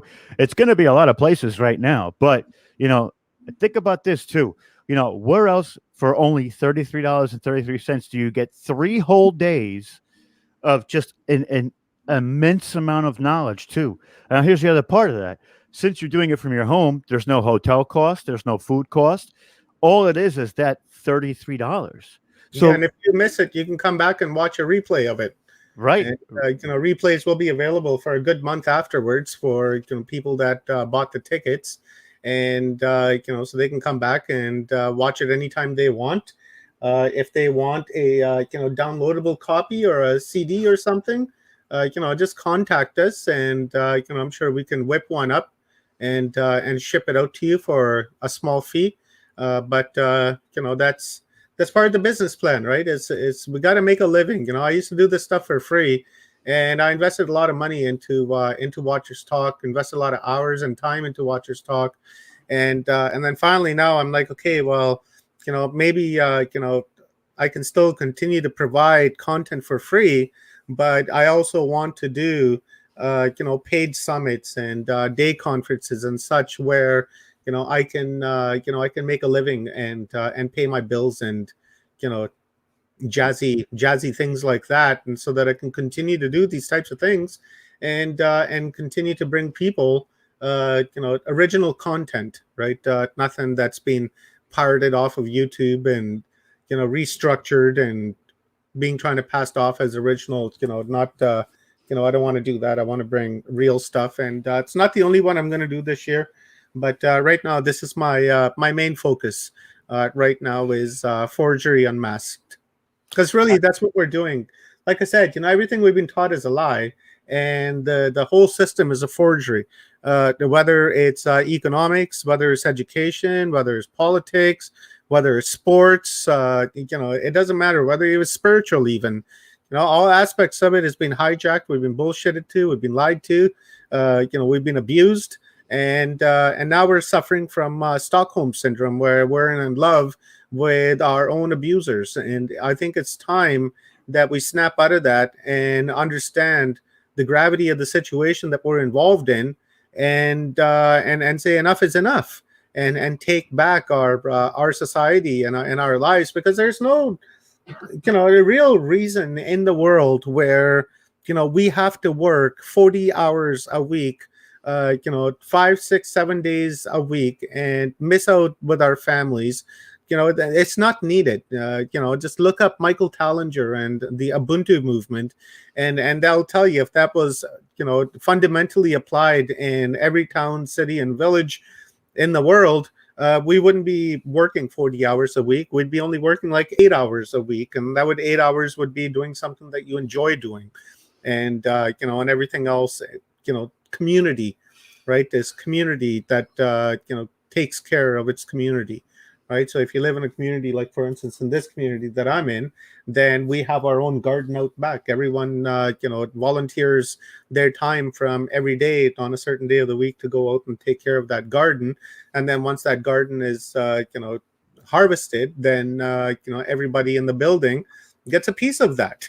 And because they worked for it. Right. There's no need to kill animals. So you don't need to worry about, livestock and things like that. Maybe for like cheese and dairy, but anyways. Right. Well, one of the things that I want to, of course, I think that also, I'm doing the same thing. I've been putting forward to the point where this is my 9 to 5, because preparation is everything, especially when you're doing a show. So, my point with saying that is, if you find somebody who is giving you the information that you like, and you can digest it from that person, support that person, even just a little bit. Give them a tip. Right. $1. $5 tip. You go to the bar and you get a beer, you drop a 5 and the beer is only $3.50. You drop a 5 and walk away. You just tip that bartender $1.50 for giving you nothing. And then here's people, giving you information and fundamentally changing the way you perceive life to be. And, and then you just give that person a virtual like. Come on. Give $5. Well, that's it too. You're also trying to change society for the better and humanity for the better. So it's not in jest either. You're basically trying to fund the people who are on the precipice of a movement, who are trying to make life better at every monetary level and every moniker level that we could possibly think of, by giving you the empowerment of the knowledge itself. Yeah, exactly. And it's a business. Watchers Talk is a business. Full Spectrum Universe is a business. It is a business. It may not be making any money right now, but the plan is, the visualization is to make enough money so you can pay your rent, pay your bills, buy your groceries, have a comfortable living, and you continue to do what you want, what you like, and bring people fruitful information, and that's really the goal of my organization. Is like I said, I did it for free. I invested a lot of money into it, and I found after a while that once you give something away for free long enough, then people really don't appreciate it, and the appreciation is really lost, because they say, "Oh, it's him again," and then they just move along, right? Or they'll watch you for 2 minutes and roll their eyes and move on, right? Kind of deal. But but then when you're going with paid events, then people are there that have genuine interest in the subject or in the topic, because they're paying money to come and see that, and that's kind of what I'm looking for, and that type of energy as well. It's not really about the money, it's about the attention of people that comes with that money, right? If people gave me that same type of attention without having to pay them, or without them having to pay me, I do it, right? And I have done it. So, but I found that the attention span wasn't there. And every time I've had a paid event, the attention span has just been at its maximum peak. So that means that people are taking in the information and taking notes and having some tasty brain candy. And really, that's what that's what it's all about. How crazy is that too, though? But it's so true, right? Like if you go to a restaurant and you're paying $5 a plate, right? You don't care what the plate looks like, right? It's okay. It's McDonald's then. You know what I mean? Whatever the case may be. You go out and you spend $100 a plate. That plate better be right. Like that thing better be right on. So you're Exactly. going to inspect every aspect of that meal. And it's kind of the same principles, right? If you're going to pay that money for that event, it better be right on. And when I tell you people that this event is right on, I can't stress that enough. Like I could say, right, it's right on. Like I can't even get that octave high enough to implicate how amazing this really is going to be. Yeah, the goal is to outdo the last one, right? That's really the overall goal is to make a better event than the last one, and the next one better than this one. So the next one, you have to think, okay, well, I added this. What else can I do to this to make it entertaining for people? Because people like entertainment, and you can deliver education in the manner of entertainment, but it just, you just got to have the right approach to it. And I'm looking for that approach. There's nothing wrong with bringing entertainment and education together, right? There's nothing wrong with it at all. So it's to outdo the last one, not your friends, not what they're doing, but just yourself, challenging yourself. And that's what it's really all about. It's like, okay, well, I put together a kick-ass lineup last time. Who can I put up this time? But you're just not going to put up anybody random either, right? You have to go out, you have to research, you have to study. You find a topic, and then you research that topic. You find speakers in that, educate yourself on those topics, and then you approach the speaker and say, oh, hey, I understand what you're talking about. Let's talk about it. Like, because then you bring them on your show, you need to have a coherent, discussion with that person, and not sit there and hum and ha all the way through, because then you lose your credibility as an interviewer. Because that's the focus of our work is interviewing. We are interviewers, right? So we don't want to go hum and ha. We need to be ready, right? Then if they bring something up, then you better understand it, maybe not to a full degree, but have enough coherent understanding about it that you can bullshit your way through. At least, right? That part of the interview, you can change the question as quickly as you can. So tell us about the book that you're writing. I know you're writing a book. So tell us about the book. The Earth Frequency. It's kind of the same thing what I was talking about earlier. It's about consciousness and how we've been hijacked, the Saturn moon matrix, how the Saturn and our solar system was in fact weaponized against us. And prior to that, we were very high vibrating species. And when this war began a few 100,000 years ago, we lost it. And through that, by living underground, we've lost the information that we once had. And then I talk about the energy that that the moon is using to interfere with our own vibrational distortion in a way that it causes us to live in this flight or fight state of mind, this perpetual state of war that we've been in for the last several thousand years. Things like that. The chakra system. I elaborate a little further in the chakras, like I was talking about earlier, about the using the chakras as an intersection in your neighborhood, right? So I talk about it from that perspective, and then how to really clean your chakras. I talk about earthing, the energy of the earth, the energy of the sky, the power of birds singing, the vibrational frequency that comes off of that.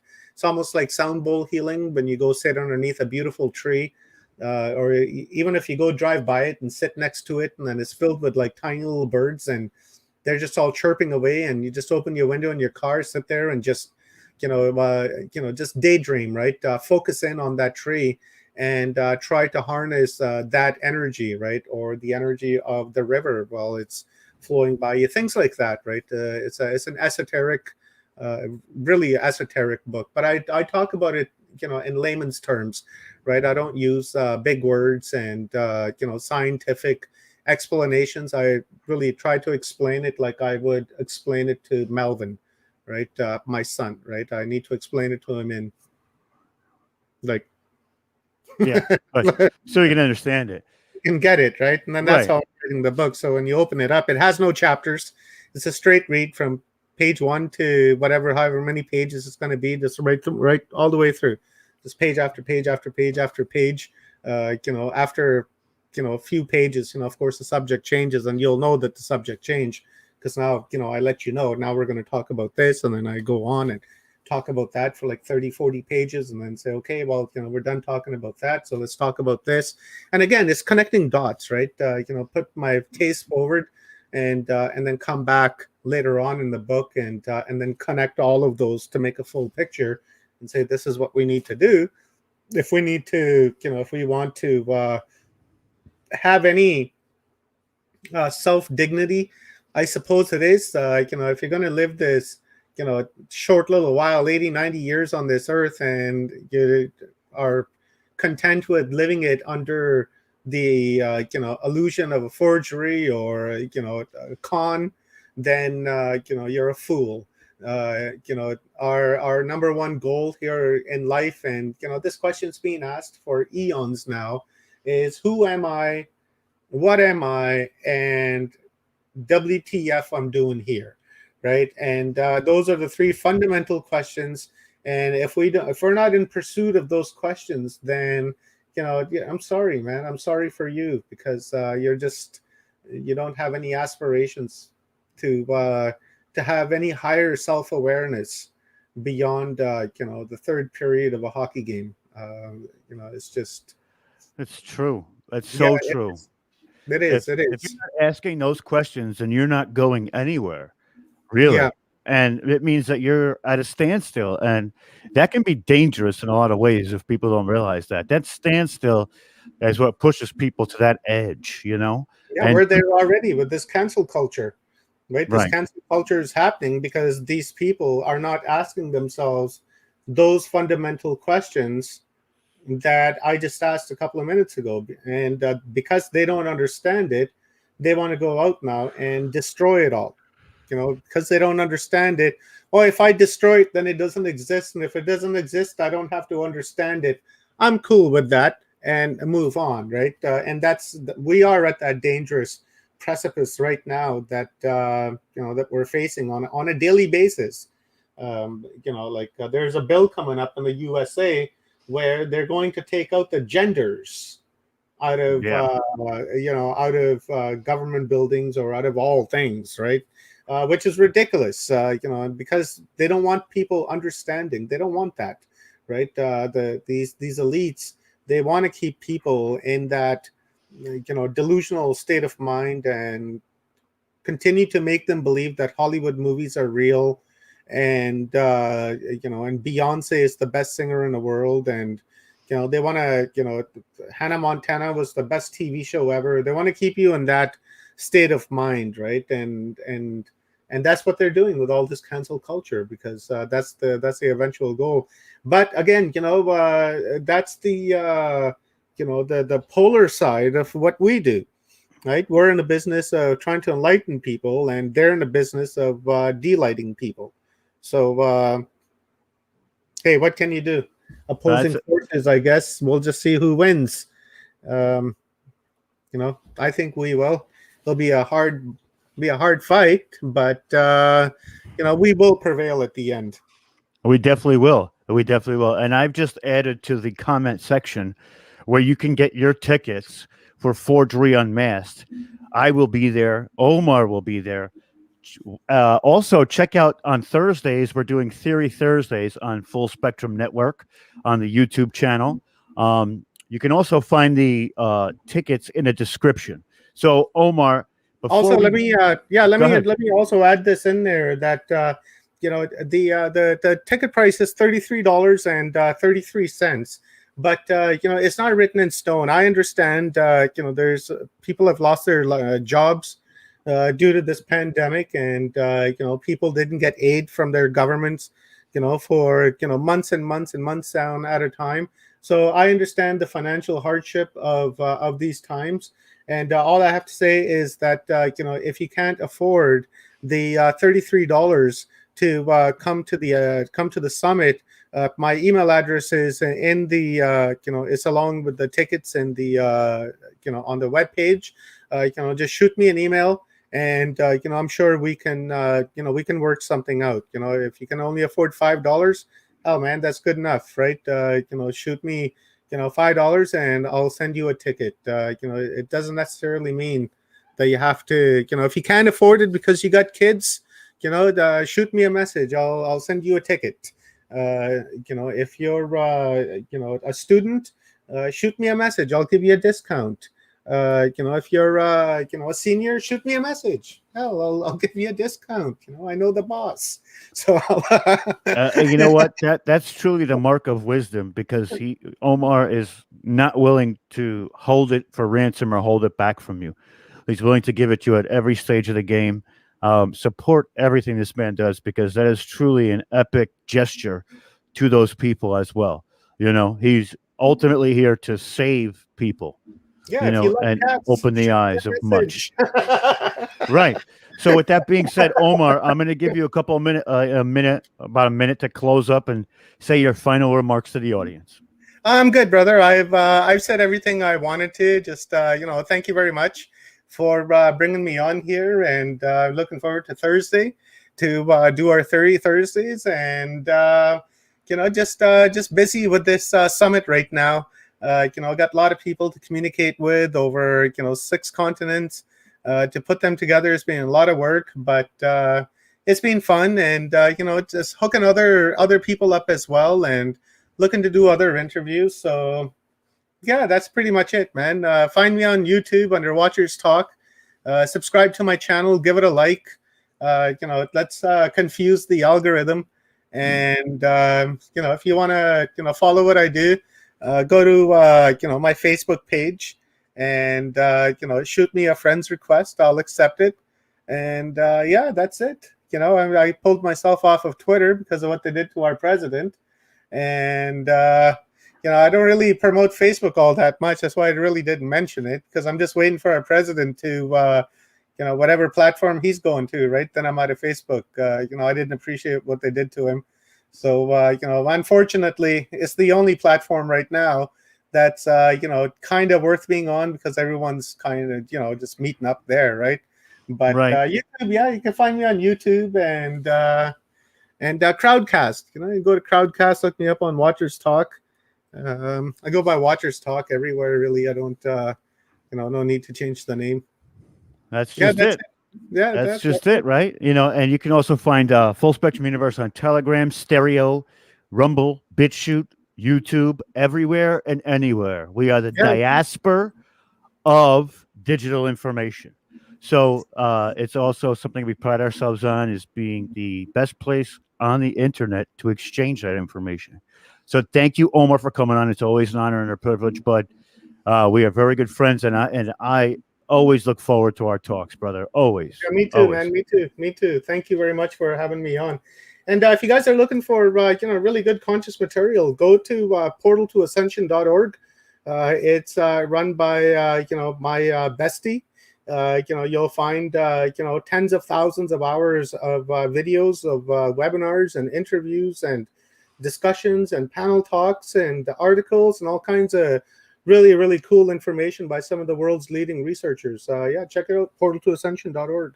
He has such a collection there. It's truly amazing. So with that being said, I want to thank everybody for tuning in tonight. It has been another epic episode. I am the Saturday Night Savage, the ultimate outsider, Rob Yox. This has been Full Spectrum Universe.